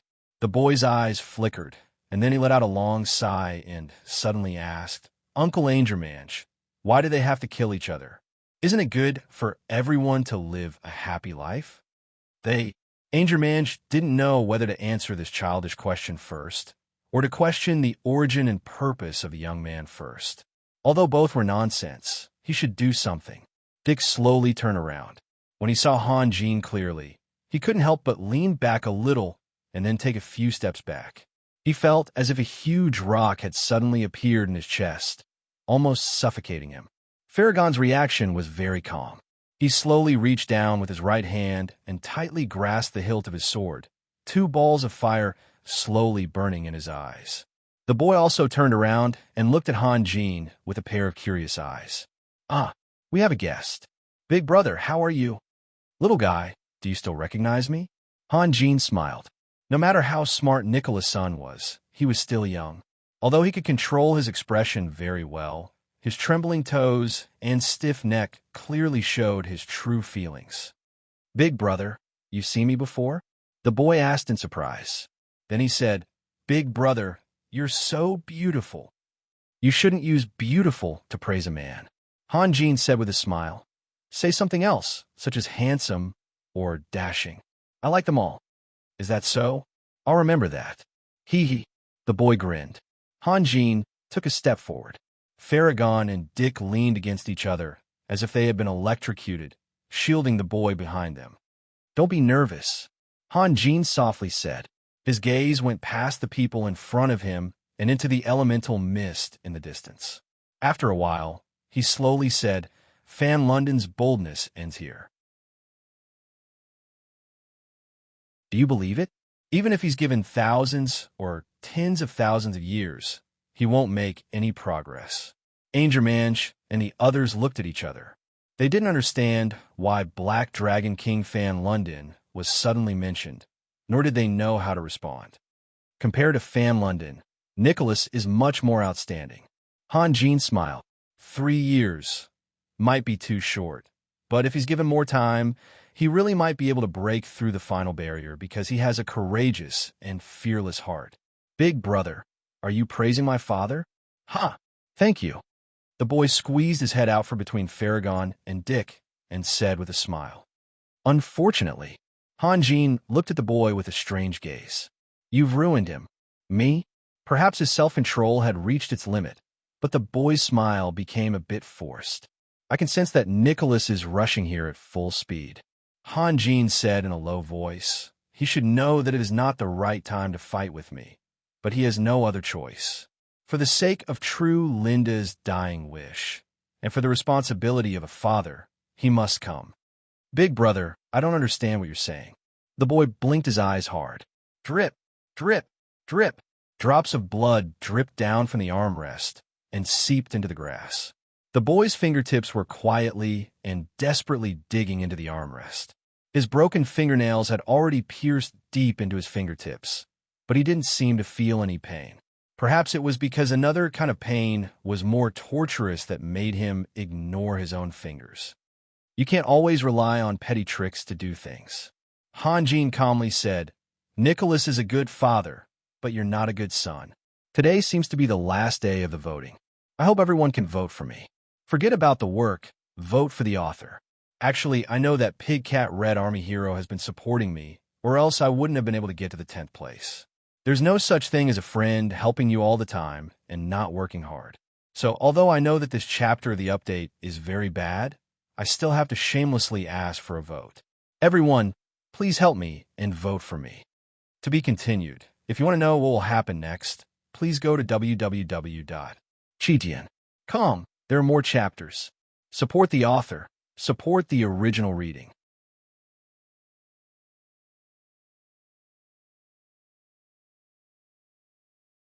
Chapter 611. Although Han Jin's tone was very gentle, they could clearly feel the murderous intent in his words. Perhaps now, or perhaps after the final battle, Han Jin would definitely attack them. After following Nicholas for so many years, they had developed a tacit understanding. They only needed a glance to know what to do. In an instant, the three of them attacked at the same time. Farragon pulled out his long sword like lightning. Dazzling lightning suddenly bloomed like a dancing thunder dragon, roaring toward Han Jin. Angermanch took half a step back and threw out a magic scroll. Facing a powerful figure like Han Jin, he knew that he wouldn't have the time to chant a spell, and the power of an instantaneous spell was limited. It wouldn't be able to harm Han Jin, so he had to use his precious magic scroll. Dick also pulled out his long sword, but he didn't attack Han Jin. Instead, he turned around, grabbed the young man, and ran away as fast as he could. Their cooperation was fast and effective, and there were no flaws. Even if Angermanch and Farragon weren't a match for Han Jin, they could do their best to buy time, and Dick would take the opportunity to escape with the young man. To the three of them, the safety of Tinos was the most important thing. For this, they wouldn't hesitate to give up their lives. Han Jin waved his hand, and a ray of light flew out and met the roaring thunder dragon head-on. The ray of light looked dazzling and gentle, but it contained an unstoppable force that could destroy everything. In an instant, the thunder dragon was crushed into pieces by the ray of light and turned into countless electric sparks that flew in all directions. Next, the long sword in Farragon's hand was crushed, and Farragon's protective strength of fighting was also destroyed by the ray of light. His body flew back 50 to 60 meters in a spray of blood before softly falling to the ground. At the same time, a translucent glass bell fell from the sky without warning, enveloping Angermanch and the magic scroll he threw out. In the next moment, the magic scroll turned into a ball of crimson flame and crazily rushed within the bell. The attack range of Hellfire could reach hundreds of meters, but the space within the bell was limited. In the blink of an eye, Angermanch, who had a look of fear on his face, was engulfed by the flames. Countless flames pressed against each other and merged with each other, finally condensing into a scorching white brilliance, as if a small sun had risen from the ground. The vegetation within a radius of several hundred meters withered at the same time, turning into ashes. The ostentatious armchair also began to burn. It was easy to imagine Angermanch's fate. If he was in the full range of Hellfire, he could easily protect himself. After all, he was a Grand Magus. However, in the glass bell, he couldn't resist the power of thousands of flames squeezing together. Even if he ignored the damage of the flames, his body would definitely be crushed to dust under the immense pressure. Dick, who had already run more than 30 meters away, was frozen in place. He never expected that Farragon and Angermanch would be killed in an instant. If he continued to run, he definitely wouldn't be able to escape. However, if he didn't run, would he just wait for death to come? You're too nervous. Han Jin's gaze was still fixed on the elemental mist in the distance. Although Nicholas and I have chosen different paths, in some ways, we are very similar. Protecting his child should be Nicholas' last wish, so I will respect him. Dick was still trembling slightly. He didn't understand what Han Jin meant. What did he mean by respect? Han Jin's figure suddenly moved and disappeared. Dick stood there in a daze for a long time before he dared to believe his eyes. At this time, he discovered that his body was almost completely soaked in cold sweat. As a light breeze blew, he couldn't help but shiver. Asterisk, asterisk, asterisk, asterisk, the elders and guardians of Dragon City and Dragonfield became more and more passive as the battle went on. They watched the enemy use magic without restraint, while they didn't even dare to release a small spark. Coupled with the absolute disadvantage in numbers, they quickly fell into a disadvantageous position. Although none of the people who could follow Ankiel here were weak, they could only barely hold on. They couldn't even fight back. They all heard Ankiel's words and knew that there was no hope of winning against the black dragons in a place of elemental chaos. But the problem was that Fan Lunding had planned this for a long time. How could they easily escape from this trap? All kinds of magic bombarded the gold dragons. It was as if a fireworks festival had been held in Paradise Lost. The sky was filled with dancing lightning and scorching flames. The black dragons didn't even need to lock on to their opponents. They just wantonly threw AoE magic at the group without worrying about accidentally injuring their companions. Without a domain, Shazos and the others could only rely on their strong bodies to resist. However, no matter how strong a gold dragon's defense was, there was still a limit.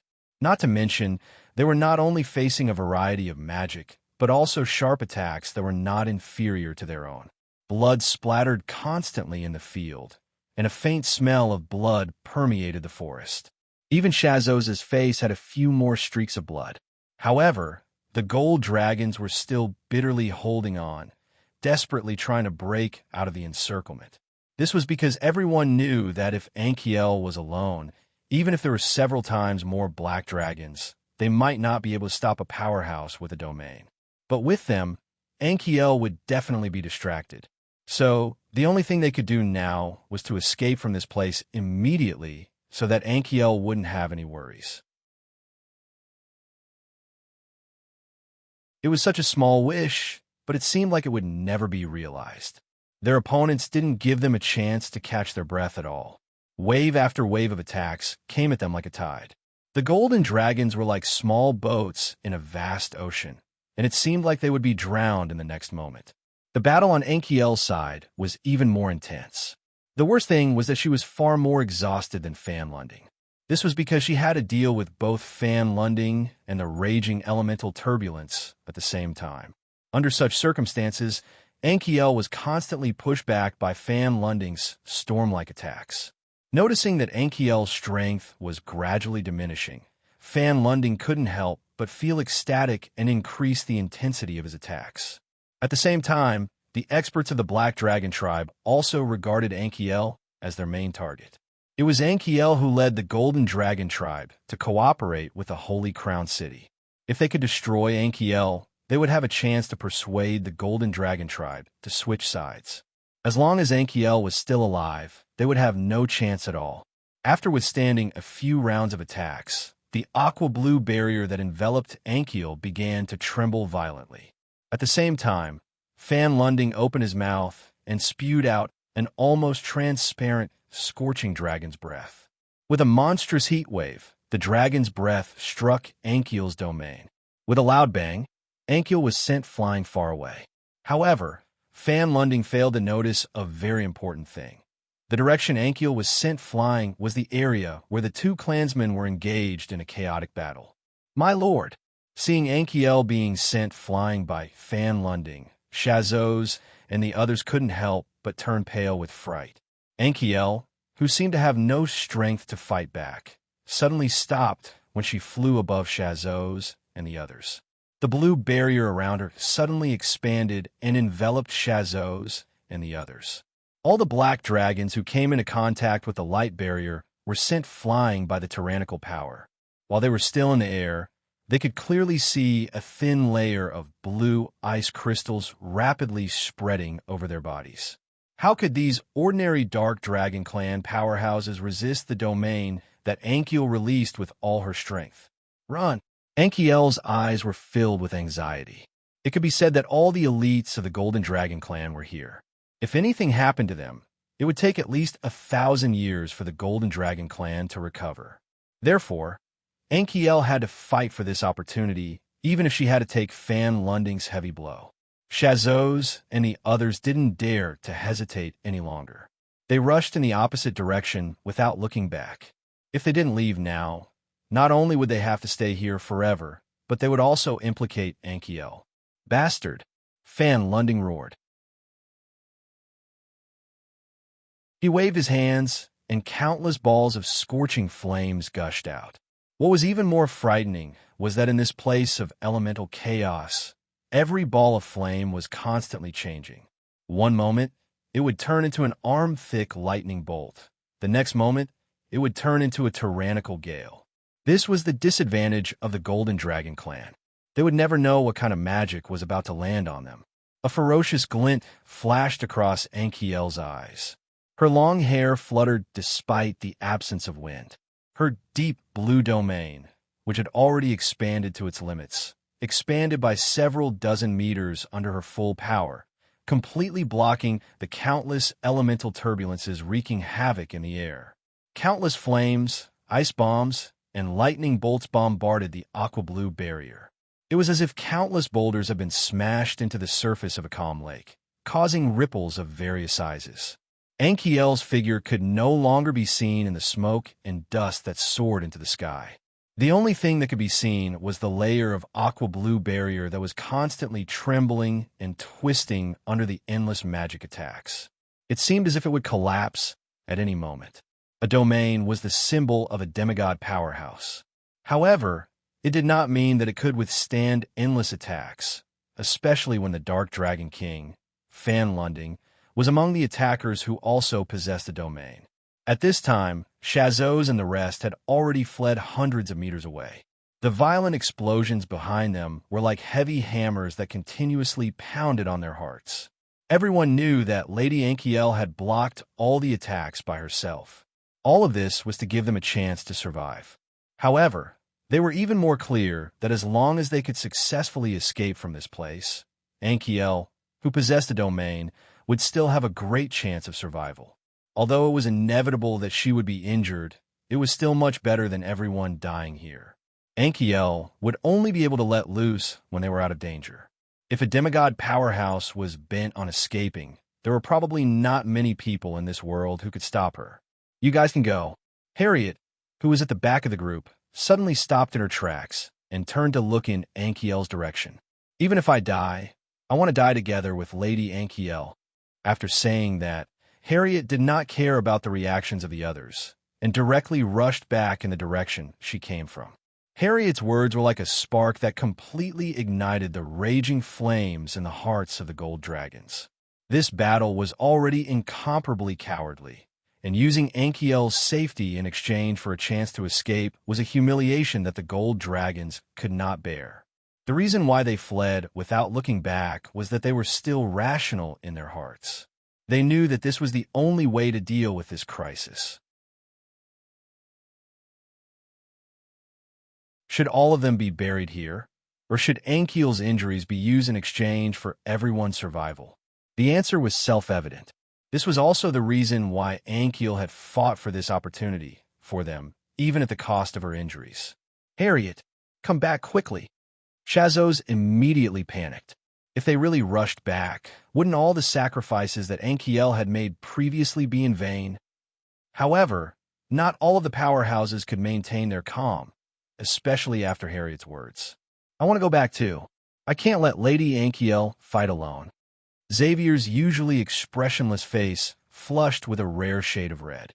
Facts had proven that the power of a role model could not be ignored at any time. With Harriet and Xavier taking the lead, Shazos's pale voice was instantly drowned out by the surging roars of the crowd. Even if they were to die, they would die together with Lady Anchiel. The powerhouses of the Gold Dragon tribe rushed to the battlefield without hesitation. Although they knew that there was a slim chance of survival, none of them showed the slightest hesitation. They wanted to use their blood to prove that the dragons had never feared death. Anchiel, who was still bitterly holding on, was shocked when she saw her tribesmen return. Her domain, which was already on the verge of collapse, finally loosened a little. At the same time, Fantine opened his mouth and spat out a scorching dragon's breath. Asterisk boom. Asterisk the scorching white dragon's breath fiercely collided with the dark blue domain. Anchiel, who had been fighting for a long time, was completely exhausted. She no longer had the strength to support her domain and was sent flying by the violent force like straw. Blood splattered everywhere. My lady, Harriet, who was the first to rush back, hurriedly flew up and tried to catch the falling Anchiel. However, no one noticed that Harriet's hands were not open, but clenched into fists. Under the reflection of the sun, the tips of her fists glowed with a pale luster. Following closely behind Harriet was Contractual. Originally, Xavier was the second to rush back, but Contractual, who was known for his speed, quickly overtook him. If the distance between them had been a little further, the first to rush to Anchiel's aid might not have been Harriet, and the following events would not have happened. However, in the real world, there were no such things as ifs. Contractual had always been very careful. Although Harriet's back was facing him, he still cried out in alarm when Harriet's fist was about to hit Anchiel. "Be careful, my lady." As soon as the words left his mouth, Pack felt a sharp pain in his back. When he turned his head around, he saw Xavier's face, which was as pale as a sheet of paper. He was on the verge of going insane. Chi-Chi really wanted to ask why. However, he no longer had the strength to do so. Xavier's fist had already pierced through his body. Contractual's vision gradually blurred, and he could vaguely hear the roars of his tribesmen. However, everything was getting further and further away from him. Contractual's warning did not mean much. It took a certain amount of time to complete all this, and compared to the speed of a guardian of the Dragon Realm releasing a full-force punch, it seemed too long. Harriet's long-planned punch landed heavily on Anchiel's shoulder. Anchiel was sent flying diagonally to the ground. However, demigods did not only have a territory, they also had extraordinary reaction speed. When Harriet's fist was about to hit Anchiel, Anchiel managed to release her territory. Although she could not fully exert the power of her territory in a hurry, it was still not something Harriet could withstand. The strong recoil shattered all the bones in Harriet's right hand as she screamed miserably. Her right hand hung limply from her wrist. After Xavier succeeded in his sneak attack on the contract, he quickly hid in the camp of the Black Dragons. Harriet also panicked and ran away while clutching her wrist. They knew very well that after doing such a thing, if they ran a little slower, they would be torn to pieces by their clansmen who would come later. "Trash! You can't even do this properly." Fan Lunding glared fiercely at Harriet, and then his eyes fell on Anchiel. "See? Even the tribesmen you have been protecting are on my side. Accept the judgment of fate, Anchiel. Your existence will only hinder the rise of the dragons." Compared to the grief and indignation of Chazos and the others, Anchiel, who still had traces of blood on the corner of her mouth, remained unusually calm. Only when she glanced at Contractual's corpse did her eyes flash with grief. "Is this what you want?" Anchiel looked at the two golden dragon powerhouses who had betrayed her camp, and her calm voice contained a suffocating anger. For some reason, even though Xavier and Harriet already had the absolute advantage, they still felt an inexplicable sense of palpitations under Anchiel's gaze. They couldn't help but lower their heads, not daring to meet Anchiel's gaze. Contractual's tragic death and Anchiel's injury ignited the fighting spirit of all the Golden Dragon Elders. All the powerhouses roared and rushed forward. "Kill!" Fan Lunding, who was confident of victory, shouted resolutely. His tone was filled with the thick smell of blood. Xavier and Harriet looked at each other. At this point, they could no longer turn back. Killing one was killing, and killing two was also killing. They gritted their teeth and rushed forward side by side. Fan Lunding flew up and pounced on Anchiel.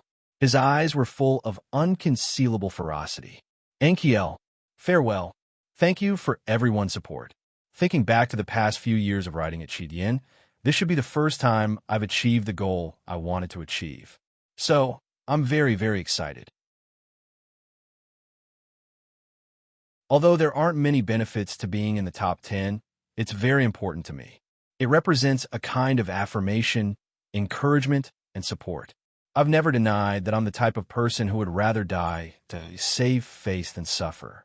Using my friend's sharp evaluation, I don't know how to fight, nor do I know how to refuse. Because of my pride, I'm afraid of losing, so I always avoid fighting for things.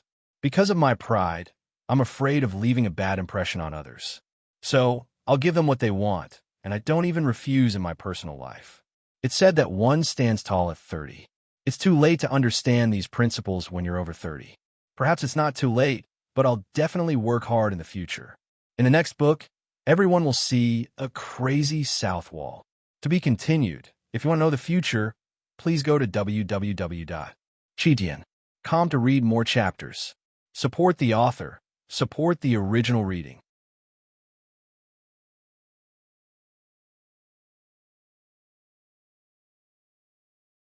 Chapter 612. Wilbur, take my lord and leave.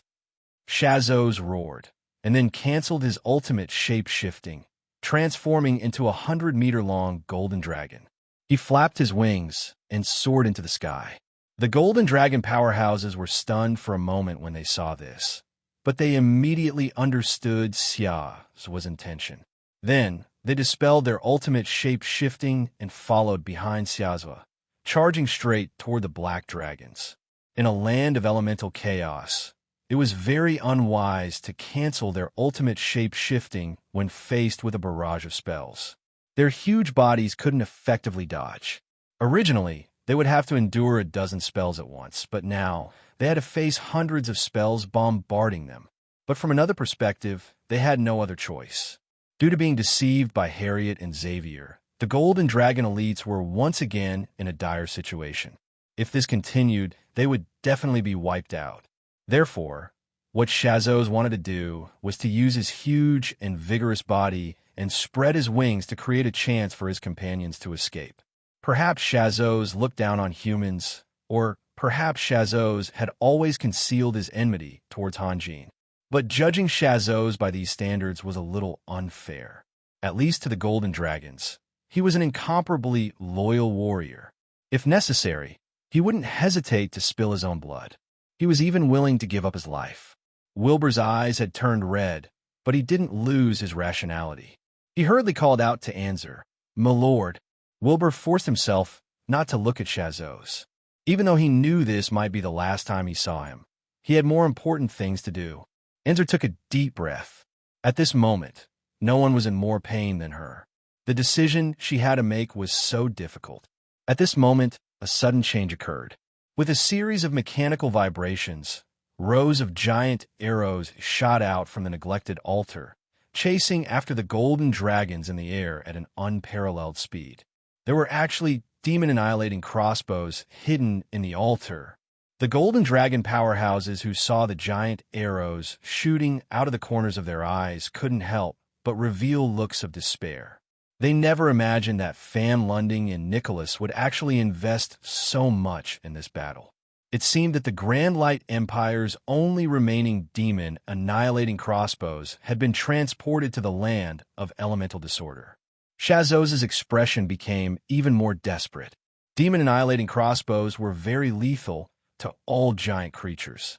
Their bodies were over 100 meters long, so they couldn't dodge the arrows that were flying at top speed. This was why Dragon's Realm and Dragon City were united and unyielding when they learned that Green had made demon-annihilating crossbows. Moreover, they were too close and fired from behind. By the time Shazos realized something was wrong, the arrows were less than 10 meters away from him. He gave up struggling and closed his eyes, waiting for the pain of being pierced through. He closed. In the eyes of Ankiel and Wilbur, the rows of giant arrows were about to catch up with the golden dragons, but they suddenly disappeared without a trace. The golden dragons were all dumbfounded. They didn't understand what had happened. The giant arrows appeared in the sky in the distance, and then fell silently. Asterisk puff, asterisk puff, asterisk. The huge arrows hit the ground one after another, and the 10-meter-long arrows disappeared without a trace, kicking up a cloud of dust. The Black Dragon race powerhouses were also stunned, and they did not notice the fatal attack quietly approaching from a fog. In just an instant, 2 Black Dragon race powerhouses were crushed into pieces by the huge arrows, while the other Black Dragon race powerhouses escaped the disaster. If they had also canceled their ultimate shape-shifting technique, this round of attack would have caused heavy casualties. Confusion. Not only did the Golden Dragons not know what had happened, but the Black Dragons also didn't know what had happened. They just instinctively retreated quickly. Then, something even stranger happened. Milu's skeleton on the altar moved without wind, as if it suddenly had a life of its own. It swayed as it flew up from the altar and drilled into the fog. It swam a few times and then disappeared. A surge of lightning then passed through the mist and fell straight down, hitting the altar. Boom! The air roared and the earth trembled. The instant the lightning collided with the altar, an earth-shattering explosion rang out. Even people as powerful as Anchiel and Valentine couldn't help but shake along with the trembling earth. Immediately after, a huge wave made of sand, stones, and mud rolled out in all directions. The tip of the wave was at least 100 meters tall, and it swept over 1,000 meters in an instant, smashing both sides of the battle into it. The air was filled with ear-piercing screeches caused by the sand and soil flying at high speed. All the powerhouses used their hands to protect their heads, while Anchiel and Fan Lunding did their best to open up their domains. It was undeniable that the dragons had extremely tough bodies, but when the sand and soil hit their bodies, they actually felt a piercing pain. They couldn't maintain their balance and swayed left and right in the giant wave, some even rolling and crawling. Even the domains released by Anchiel and Fan Lunding were violently twisting, as if they were enduring an unimaginable attack. After a short while, the dust settled. The altar where Milo had been placed, which was about 100 meters in radius, had disappeared without a trace. There was only a giant bottomless pit left in its place.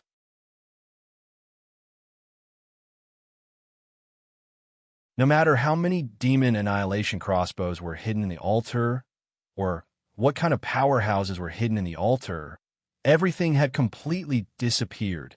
The powerhouses of the dragon race stood up, their faces covered in dust.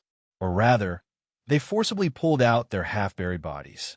Shazos, who couldn't withstand the impact of the giant wave and fell from the sky, raised his huge dragon head and looked around in confusion. What had happened? Why was he still alive? This unimaginable power was a hint in itself. At least 2 powerhouses on the battlefield came to their senses, but one was trembling slightly, while the other was laughing very happily. Leaving without saying goodbye? Anchiel, you're too disappointing. Following the voice, a figure appeared next to Contractual's corpse. He bent down and threw out a ray of light that enveloped Contractual's corpse. You're on your honeymoon. How could I disturb you? Anchiel replied with a smile. Don't find excuses. Hanjin's expression seemed to be somewhat dissatisfied. I asked Mr. Guevara. You didn't give me any gifts before you quietly disappeared with your people. TSK, TSK.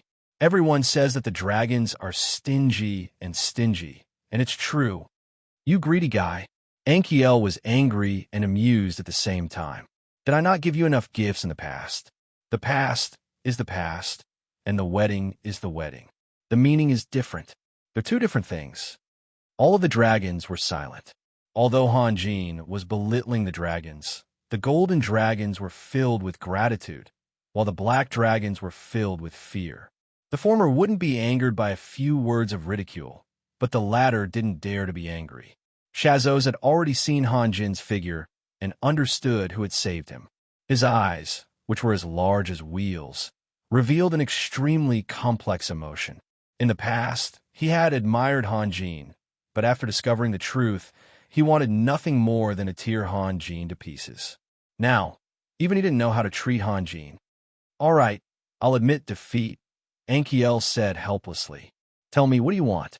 Anchiel was making a joke to Hanjin. It was Hanjin who had saved the Golden Dragon clan.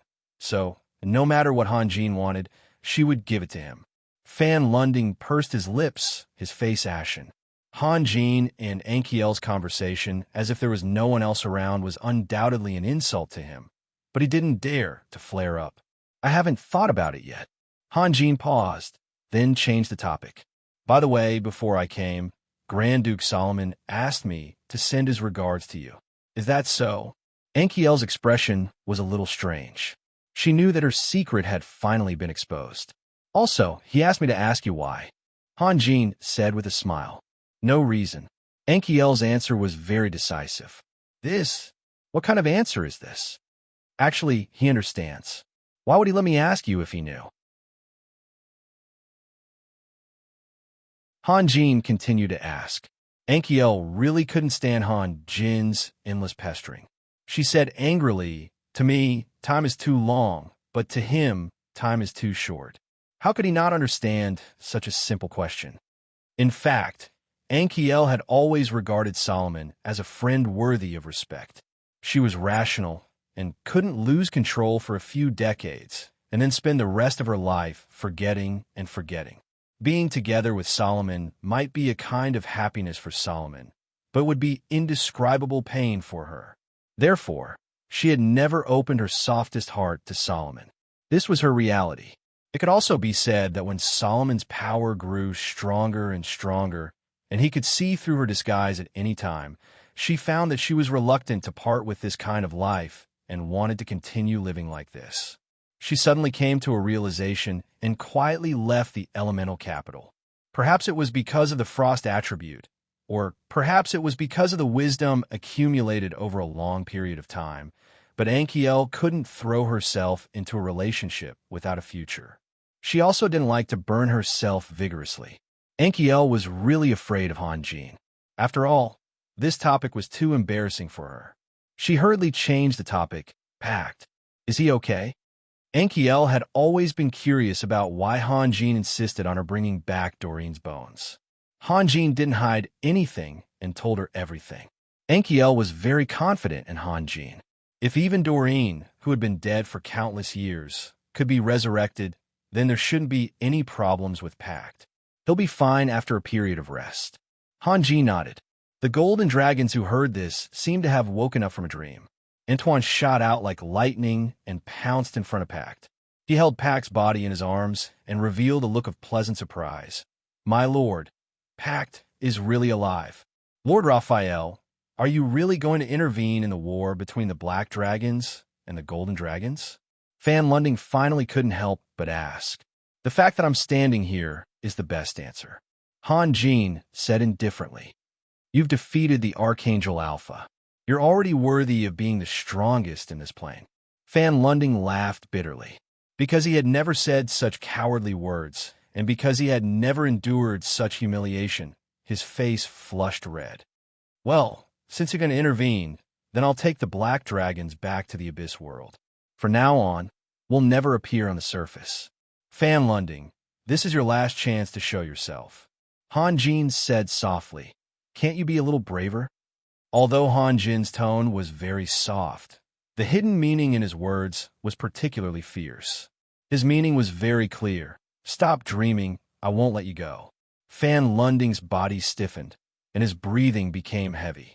After a while, two flames flashed in his eyes, and then they burned crazily.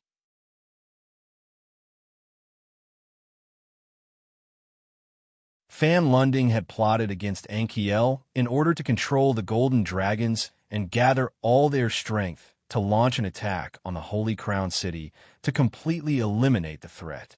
However, his courage shrank uncontrollably the moment he saw Han Jin, because he was afraid. Now that Han Jin had cut off all his escape routes, it was meaningless for him to do anything. For Fan Lunding, everything was condensed into one word at this moment. Fight. Let's go, Ankiel said slowly. She knew that she shouldn't attract Han Jin's attention, just like how Shazos and the others shouldn't have returned. Ankiel, the guardians, and the elders of the Golden Dragon tribe all stepped back. Neither Fan Lunding nor the experts of the Black Dragon tribe tried to stop them. All eyes were focused on Han Jin. Han Jin's expressionless eyes swept across the surroundings, and a cluster of bright starlight slowly condensed on his fingertips. Since he had chosen to eliminate them, he had to use a thunderous method. He didn't want to say anything more. The reason why he could deal with Ankiel for such a long time was firstly because he regarded Ankiel as his true friend, and secondly, because he was curious about the past between Anchiel and Solomon. Fan London was just an insignificant ant to him. Han Jin suddenly smiled and flicked his finger. The cluster of stars on his fingertips suddenly lit up and shot into the sky with thousands of streaks of light. The next moment, it turned into a huge firework in the midst of an explosion. Countless stars turned into sword lights that covered the sky and earth, leaving long afterimages in the air. They ignored the obstruction of the elemental fog and fell straight down. Every inch of land within a radius of a few thousand meters in front of Han Jin was covered. Han Jin's starting move was a fatal blow. In the Battle of the Celestial Realm, countless angels had perished under Han Jin's sword. Only a portion of the Black Dragon powerhouses were stronger than the angels. Most of them were far inferior to the angels. Whether it was the Black Dragons who maintained their dragon forms, or the powerhouses who had mastered the ultimate shape-shifting skill, they all stumbled under the omnipresent sword lights. The various spells they released had no effect. Meteorites were blasted into pieces. Lightning was split into electric arcs. Flames were extinguished in the next moment. Magic shields were formed, and they burst like soap bubbles in the sword lights. The ground kept shattering, and at the same time, the bodies of the Black Dragon powerhouses were also shattered. As long as they came in contact with the sharp sword shadows, their bodies would be pierced through like tofu. Then, more sword lights would swarm over. Unless one could move thousands of meters away in an instant, no one could escape the baptism of the sword lights. Fan Lunding let out a crazy roar and charged straight at Han Jin. Perhaps it was because his fear had not completely faded away. His movements were a beat slower, and he didn't attack until the rain of swords was about to hit him. The distance between the two of them was only 70 to 80 meters. With Fan Lunding's speed, he could cover this distance in an instant. He really did it. However, he also collided with thousands of sword shadows. The domain that countless powerhouses looked up to became exceptionally thin in less than a second, as if it would be extinguished in the next moment. Fan Lunding was not in the mood to care about his domain. He suddenly opened his mouth, and a scorching white dragon's breath swept out violently, surging toward Han Jin. Han Jin's body swayed, and a faint golden figure suddenly flew out of his body toward Fan Lunding. Fan Lunding's dragon's breath, which was enough to melt the ground, was dispersed by this punch. Then, Fan Lunding's domain collapsed. Before Fan Lunding could react, the golden figure's fist had already smashed into Fan Lunding's chest. It was only then that Fan Lunding saw the image. It seemed that the golden figure's speed had exceeded his vision. The next moment, Fan Lunding felt a sharp pain in his chest. Then, he heard the shrill sound of the golden figure piercing through the air. However, at this moment, the hindsight was meaningless. Fan Lunding was involuntarily sent flying backward. Han Jin formed a seal, and golden talismans shot out, catching up to Fan Lunding, who was gliding in the air at an incomparable speed. Black dragons were born with absolute magic immunity, but they could not stop the golden talismans from penetrating their bodies. In the blink of an eye, countless golden talismans had disappeared into Fan Lunding's body. Fan Lunding suddenly felt his body become numb. The magic power contained in his body was also rapidly flowing away. He was greatly shocked. He tried his best to chant an incantation, but he could only utter a single syllable before his mouth and throat could no longer move. Immediately after, Fan Lunding felt his vision turn black. The moment he closed his eyes, his body suddenly expanded, turning into a giant black dragon that was almost 100 meters long. The ultimate shape-shifting technique was actually canceled out of his control. When Fan Lunding opened his eyes again, he also discovered his own abnormality. The fear in his heart could not be described with words. He tried to flap his wings and fly, but unfortunately, not only could he not move his mouth, he could not even control his wings. After stumbling a few steps, he fell to the ground. Although he was already prepared to die, he would not allow himself to be defeated so easily. Fan Lunding struggled with all his might, hoping to stand up again before Han Jin came over. A strange scene that almost made Fan Lunding's heart stop beating appeared. With every step Han Jin took, his figure became much taller and more muscular. Even the grass around him seemed to be growing crazily. When Han Jin walked a total of more than 30 steps, he had become a towering giant. The grass had also turned into a forest. From Fan Lunding's point of view, Han Jin had become a giant. However, from Han Jin's point of view, it was Fan Lunding who had changed. At his feet, a half-foot-long lizard-like creature was lying in the grass, swinging its tail weakly. Han Jin waved his hand, and the sword flashes that filled the sky suddenly disappeared. They then turned into countless specks of light and gathered in Han Jin's palm. However, the area in front of Han Jin had become a bloody swamp. Blood and broken limbs were everywhere. Only a few dark dragons and most of the Dragon Knight had luckily escaped because they were outside the attack range. The rest of the dark dragons had been killed by Han Jin in one blow. They did not have a second chance.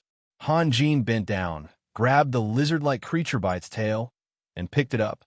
He then slowly walked out. The struggling Fan Lunding finally realized that the one who had changed was not Han Jin, but himself. All of his mana had disappeared without a trace. He immediately lost his breath and fainted. The golden dragons watching the battle from afar, including Enchil, had all turned into statues. Although they admitted that Han Jin was the strongest in the realm, and although they believed that Han Jin would obtain the final victory, the battle scene was too different from what they had imagined. The dark dragons had come out in full force to plan this battle that they were bound to win. However, after Han Jin's appearance, the situation was reversed in an instant. The dark dragons fell in droves under the sword flashes that poured down like torrential rain. The splashing blood almost dyed the elemental mist red. In less than 10 seconds, Han Jin had almost destroyed the entire dark dragon race with his own strength. Could this be the true power of a god?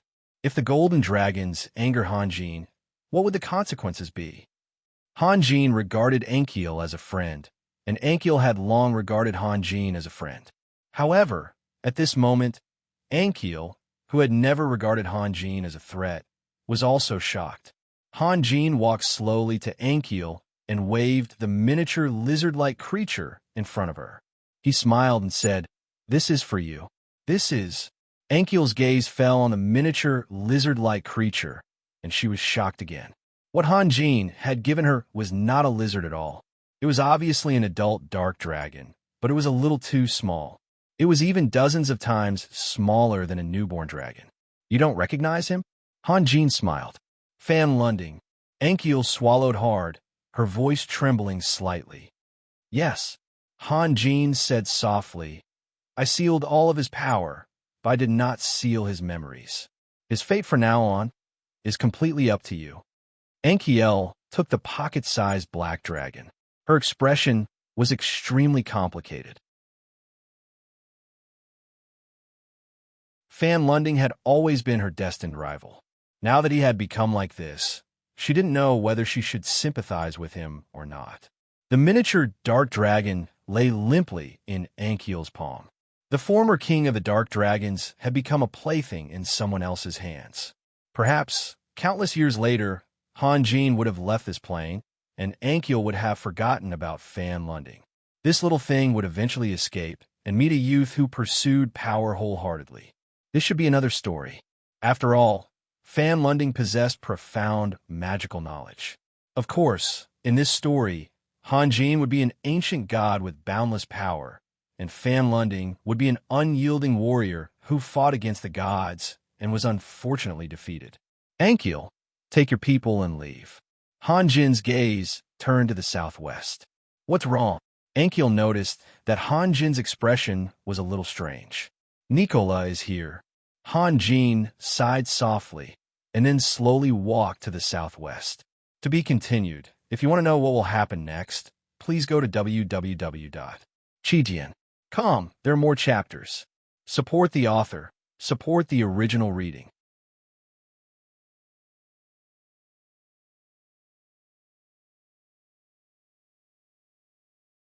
Chapter 613. Under the afterglow of the setting sun, Nicholas's figure appeared at the end of the horizon. His heavy footsteps made muffled sounds like thunder, leaving behind a cloud of dust behind him as he shot towards this place at lightning speed. Han Jin stood quietly on the top of the mountain, silently watching the approaching Nicholas. At this moment, his mood was very subtle. There was no excitement of killing a strong enemy with his own hands. Instead, there was some regret and a touch of pity in his heart. Putting aside Nicholas's merits and demerits, even Han Jin had to admit that Nicholas was definitely a worthy opponent. Perhaps in time, Nicholas really had a chance to open the last door. However, all of this was about to end. Nicholas should be very clear in his heart that he was now embarking on the road of death. This was also the reason why Han Jin admired Nicholas. He knew that he was going to die, but he still went forward without hesitation. However, this did not mean that Nicholas was a reckless man who did not know when to stop. Otherwise, there would not have been a 3-year agreement. However, in everyone's heart, there was something that they were willing to give up everything to protect. Therefore, Nicholas came. Time passed by bit. Finally, Nicholas stopped when he was dozens of meters away from Han Jin. There was no trace of a long journey on his body. His eagle-like eyes were still sharp, but deep in his eyes, there was a trace of tiredness that couldn't be wiped away. I seem to be late. After a short silence, Nicholas spoke, his voice a little low. Not late, it's too early. Han Jin sighed. Too early? Nicholas laughed. A trace of sarcasm flashed in his eyes. You, who defeated the Angel of Power Alpha, are getting more and more high-spirited. Ha! Do you really think that you have the world under your feet? Of course, Nikolai understood what Han Jin meant. It was too early, which meant that his rescue was meaningless and couldn't change the outcome. Nicholas, you shouldn't be so impetuous, Han Jin whispered. Nikolai was like an arrow ready to be shot, and there was something offensive in his manner and in his words. This was nothing. If other people were in Nicholas's shoes, they would definitely be more arrogant than Nicholas. They might even be hysterical. Since they were going to die anyway, why not go crazy for once? However, with Nicholas's experience and ability, he shouldn't be so impetuous. It could only be said that his mentality was somewhat out of balance. On the other hand, Han Jin had been standing tall like a mountain, as calm as the sea. Even if Nicholas' words were more sarcastic, it would not affect him. Some things were often built on unshakable confidence. Han Jin pitted Nicholas and did not care about his provocation because he had the power to win. Nicholas was silent for a long time. Then he asked again, "Did you kill Tinos?" "No." Han Jin smiled. "Oh." Nikolai's mouth trembled. "I want to see him again. If you defeat me, you will naturally be able to see it," Han Jin said coolly. "Okay," Nicholas said casually, but his attack was thunderous. A sword light that was more than a foot wide crossed the distance of dozens of meters, and in an instant, it was in front of Han Jin. Nicholas's speed was fast, but Han Jin's was even faster. A crescent saber suddenly appeared in Han Jin's hand. In a flash of purple light, the saber collided with the sword radiance. With a loud bang, the sword light was shattered by the purple light. The second sword light was already close to Han Jin's chest. Nicholas had to use all his strength to release more than 10 sword lights in a row. However, Han Jin was casually waving the crescent sword in his hand. Although his movements looked slow and casual, the crescent sword had turned into thousands of shadows. In a flash, all the sword lights released by Nicholas were shattered. "Your strength is indeed much stronger than before, but..." Nikolai raised his head and looked at Han Jin, his eyes full of fighting spirit. "I still want to try." Before his voice died away, Nicholas rushed toward Han Jin. Although he had already given the sword of the prophet to Han Jin, for a strong man like him, it was not so important to have a weapon. The blue sword light swept toward Han Jin like the Milky Way. Wherever the sword light passed, a deep gully appeared on the flat ground. Han Jin still did not dodge, but met it with his sword. There was no skill in their moves. It seemed that they had some kind of tacit understanding. Boom! The purple sword light collided with the blue sword light, and an earth-shattering sound erupted. A shockwave visible to the naked eye spread out in all directions with the two of them as the center. It was accompanied by waves of dust that soared into the sky. Patches of grass were uprooted, and leaves and stems rolled in all directions. It was like a spectacular sandstorm. After a moment, when everything returned to normal, Nicholas had returned to his original position. The part of his right hand below his forearm had completely disappeared. The wound was dripping with blood and flesh, which looked particularly ghastly. Blood kept gushing out of the broken arm, forming a few lines of blood that kept dripping onto the ground. Hanjin's way of heaven had only struck once. Not only did it shatter Nicholas' sword light, but it also destroyed Nicholas' starry sky domain, causing irreparable damage to Nicholas. Nicholas did not seem to feel any pain. He did not even look at his broken arm, and still stood there like a javelin. Hanjin stood in the same place, and did not have any intention of chasing after him. He was waiting for Nicholas' next attack, because he knew that Nicholas would not give up. Cough! Nicholas suddenly laughed. 3 years. Nicholas's eyes were still filled with ridicule. However, he was ridiculing Hanjin just now, but now he was ridiculing himself. In the face of such overwhelming power, was the 3-year promise really meaningful? If possible, Nicholas hoped that he could have a vigorous battle with Hanjin. Even if he was defeated in the end, he would have no regrets. However, the reality was so cruel and helpless. Nicholas clearly realized that he was not Hanjin's opponent at all, and did not have the qualifications to fight with Hanjin. If Hanjin did not give him a chance to breathe and continued to attack, would he still be standing there now? Nicholas took a deep breath and took a step forward again. The starry sky domain was open again, but this time, Nicholas used his left hand. Boom! The messy ground was once again filled with smoke and dust. The heavenly Tao in Hanjin's hand was like a peak that Nicholas could never surpass.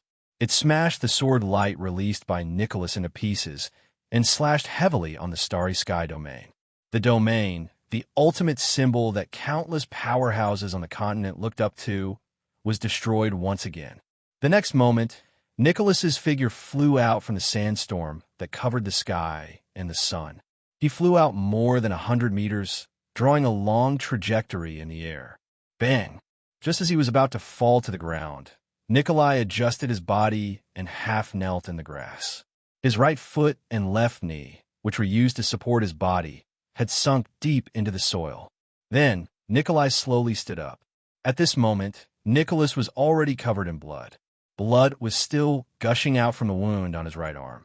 The armor in front of his chest was torn apart, revealing his bloody chest. The ground under his feet was dyed red.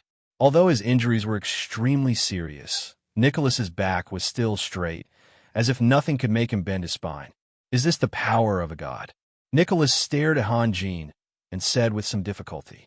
A trace of blood seeped out from the corner of his mouth with every word he said. It seems like it's really not something that I can win against now. Are you discouraged, Nicholas?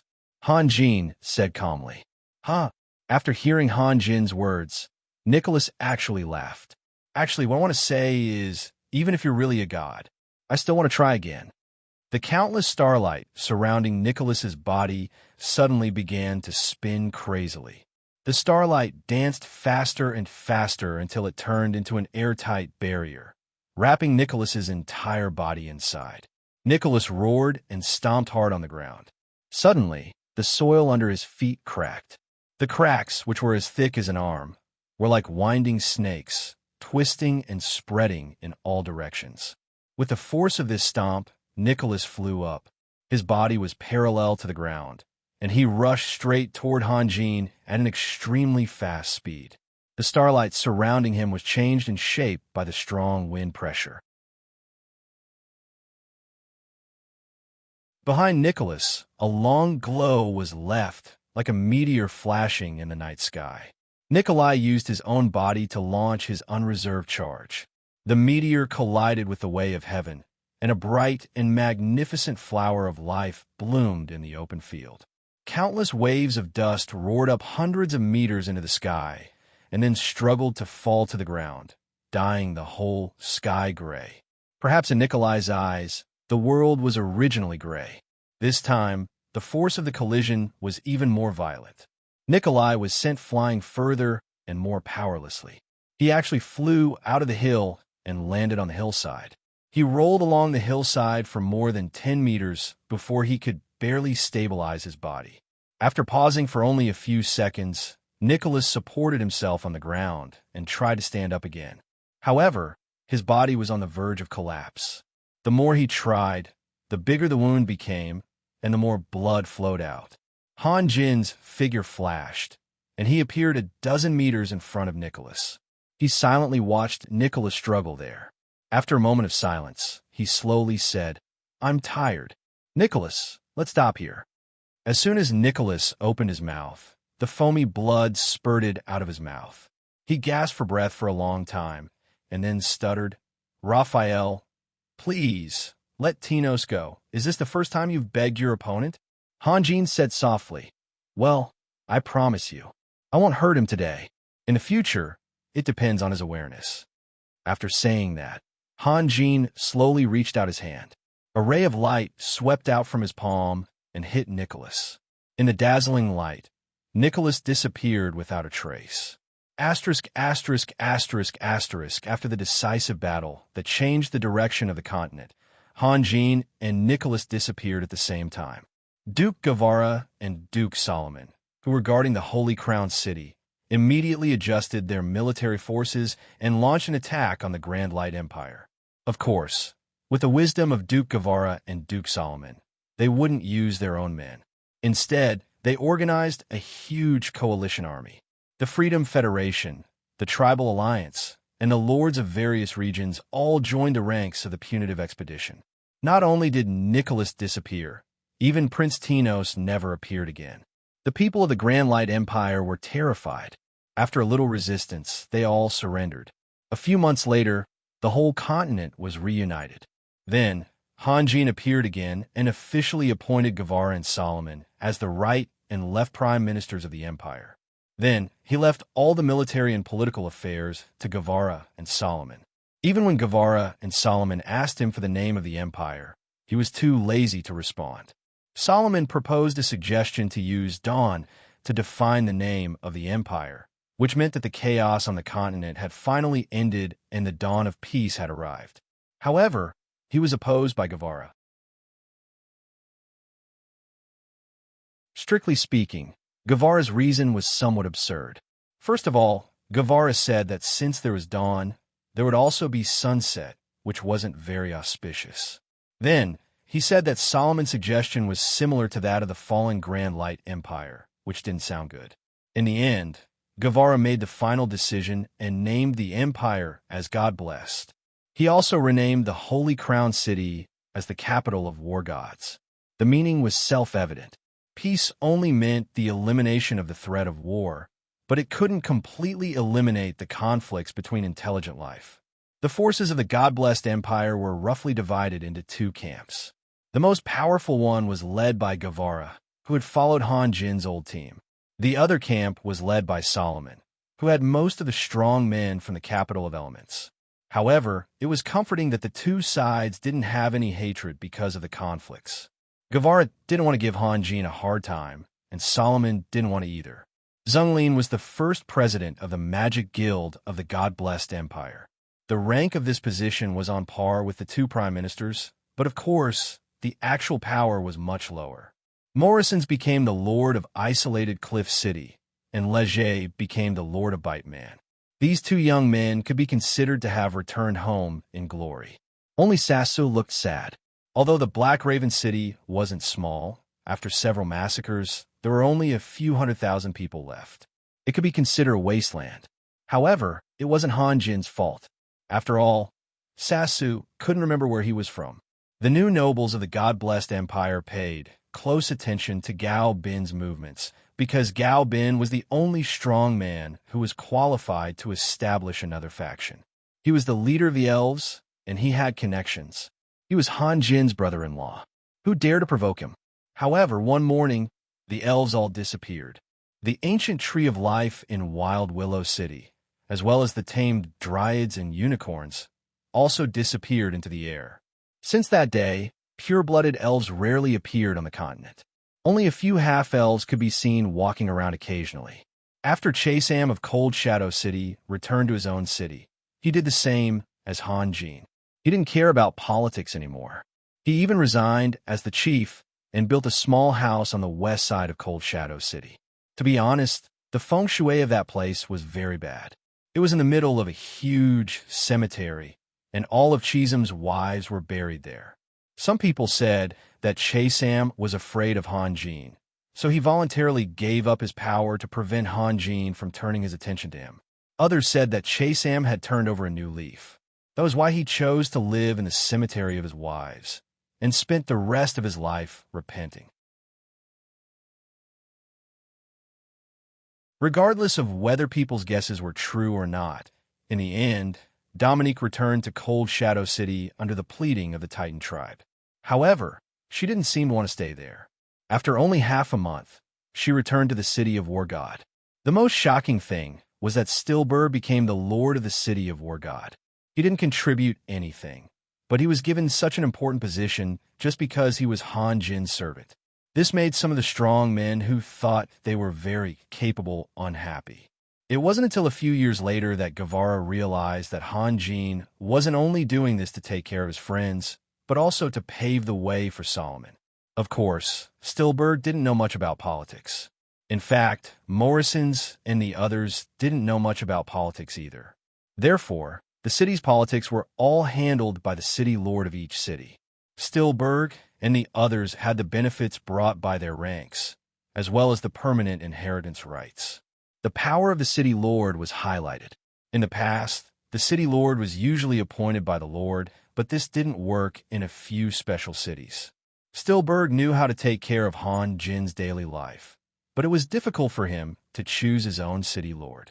Moreover, after Han Jin's edict, countless people came to Stillbird for various reasons, try to recommend themselves or their friends. This made Stillbird very troubled. In the end, it was Guevara who named Schumann, the former chief magistrate of Holy Crown City, as the city lord of War God City. Only then was the infighting suppressed. Morrison's and the others weren't much stronger than Stillbird. Solomon saw the opportunity and took the initiative to establish councils in War God City, Bite Man City, Isolated Cliff City, Black Raven City, and Dominique's Cold Shadow City. Since the conservative faction insisted that the Lord could decide everything in his territory, then all he needed to do was to convince Stillbird, Morrison's, and a few others. They were all juniors, so how could they not give Solomon face? Of course, the council's power was pitifully small.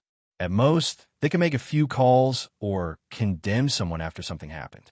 It was far from being comparable to the Freedom Federation's council. However, Solomon wasn't discouraged at all.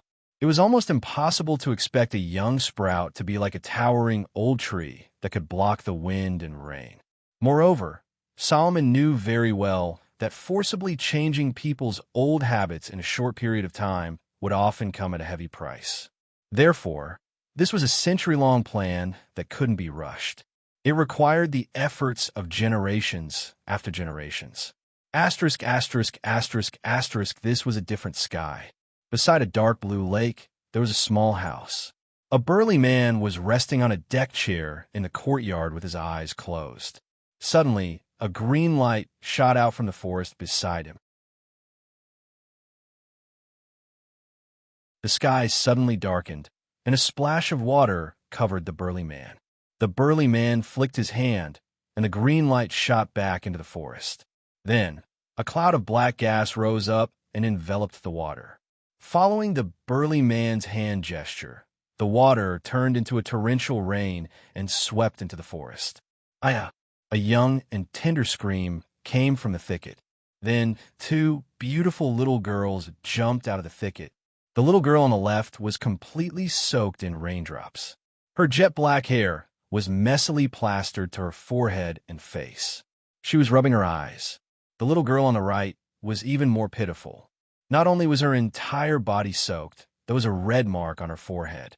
That was the mark left behind by a bamboo arrow. She held her forehead with one hand and firmly held the small bow in her hand with the other. She glared at the burly man opposite her. It could be seen that this was a very strong little girl. Her eyes were already filled with tears, but they didn't fall. Her tightly pursed lips were slightly trembling, as if she was doing her best to endure something. Ga. The burly man laughed wildly. Want to sneak attack me, Sir Hale? Ga. You're still too inexperienced. That's right, this burly man was Hale, who had regained his body. Unfortunately, he didn't have X-ray vision, and he laughed too early. If he could see the mark on the little girl's forehead through the cover of her little hand, he would immediately realize that he would soon have to face a berserk Sunir. After all, there was a limit to a child's strength. She could endure the pain from her forehead, but she couldn't endure Hale's arrogance. More and more tears welled up in her eyes. Finally, the little girl opened her mouth and burst into tears. Uncle Hale, you bully my sister. You're a bad guy. The little girl on the left saw her companion burst into tears and angrily screamed. Yes, I'm a bad guy. What did you do to me? Ha ha. Harley continued to laugh in an unbridled manner. The little girl was so angry that her chest was heaving up and down. In the next moment, she put her finger in her mouth and whistled loudly. In just a few seconds, a bright line of fire appeared in the sky and shot towards the lake. Baby, baby. The little girl jumped and waved her arms. He bullied us. Come quickly. Not good. Hale's face suddenly changed. He leaped into the air and fled in the opposite direction. As soon as Hale left, a beautiful female elf came out of the house. She looked at the undying bird in the sky and helplessly put her hand to her forehead. I just took a nap. Why are they fighting again? It was obvious that this wasn't the first time that Hale and the undying bird had a conflict. Aunt Doreen. The little girl with black hair became more and more energetic. Uncle Hale bullied us again. Really? The beautiful female elf smiled. Good.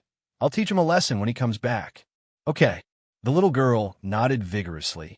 It seemed that the two sides had reached some kind of agreement. The little girl with long golden hair stopped crying. She wiped away the tears on her face and stood there angrily, but her lips were still tightly pursed. What happened? Doreen saw the red mark on the little girl's forehead and was shocked. At this moment, a voice came from behind.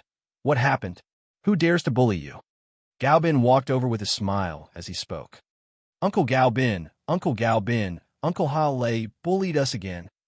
The little girl with long black hair's spirit continued to soar. She was simply a little tattletale. When she returned home, her mouth wouldn't be idle. She would definitely tell the world about Hale's evil deeds. On the contrary, the little girl who was injured didn't say a word. She seemed very stubborn. Asterisk boom. Asterisk boom boom boom. Asterisk a violent explosion came from afar. Gaobin and Doreen looked at each other and shook their heads at the same time. Asterisk. Chaos War God has come to an end. Thank you all for your support, and thank you all for your tolerance. Maybe it's because of my personality, but no matter how good my writing is, I still can't treat writing as an assembly line job. It's more like weaving dreams. Therefore, when I'm not in a good mood, the things I write are really bad, and I often don't update. South Wall is very grateful for everyone's tolerance and understanding of me. The several vice editors, the various color Diamond Lords on the fan list, and all the friends who subscribe to this book, it's your actions that warmed me. Although this kind of warmth seems distant and ethereal, it's the only source of motivation for me to write under the lonely lamp in the cold night. I thank you all, and I also need you all. In the following time, I have organized the ideas for my new book. As the saying goes, once a promise is made, it's hard to take it back. The next book's update speed has to be up to standard no matter what. In order to reduce the pressure, I have to save at least 200,000 copies of the manuscript. I estimate that I should start uploading it around March 1st, and it won't be later than March 10th at the latest. Moreover, ever since I started writing at Chidian, I haven't had a normal spring festival. When the firecrackers are going off outside, and even when the Spring Festival Gala is being broadcast, I'm always there writing. This year, I want to give myself a few more days off and have a good spring festival. I hope everyone can forgive me. Every time I start a new book, there's always a feeling of fear in my heart. The pace of this world is too fast, and I'm afraid that if I don't write for more than a month, I'll be forgotten. Sigh, nothing is easy. You're tuning into the Warrior Lore YouTube channel. Don't forget to subscribe and join us on this journey to catch the most captivating stories.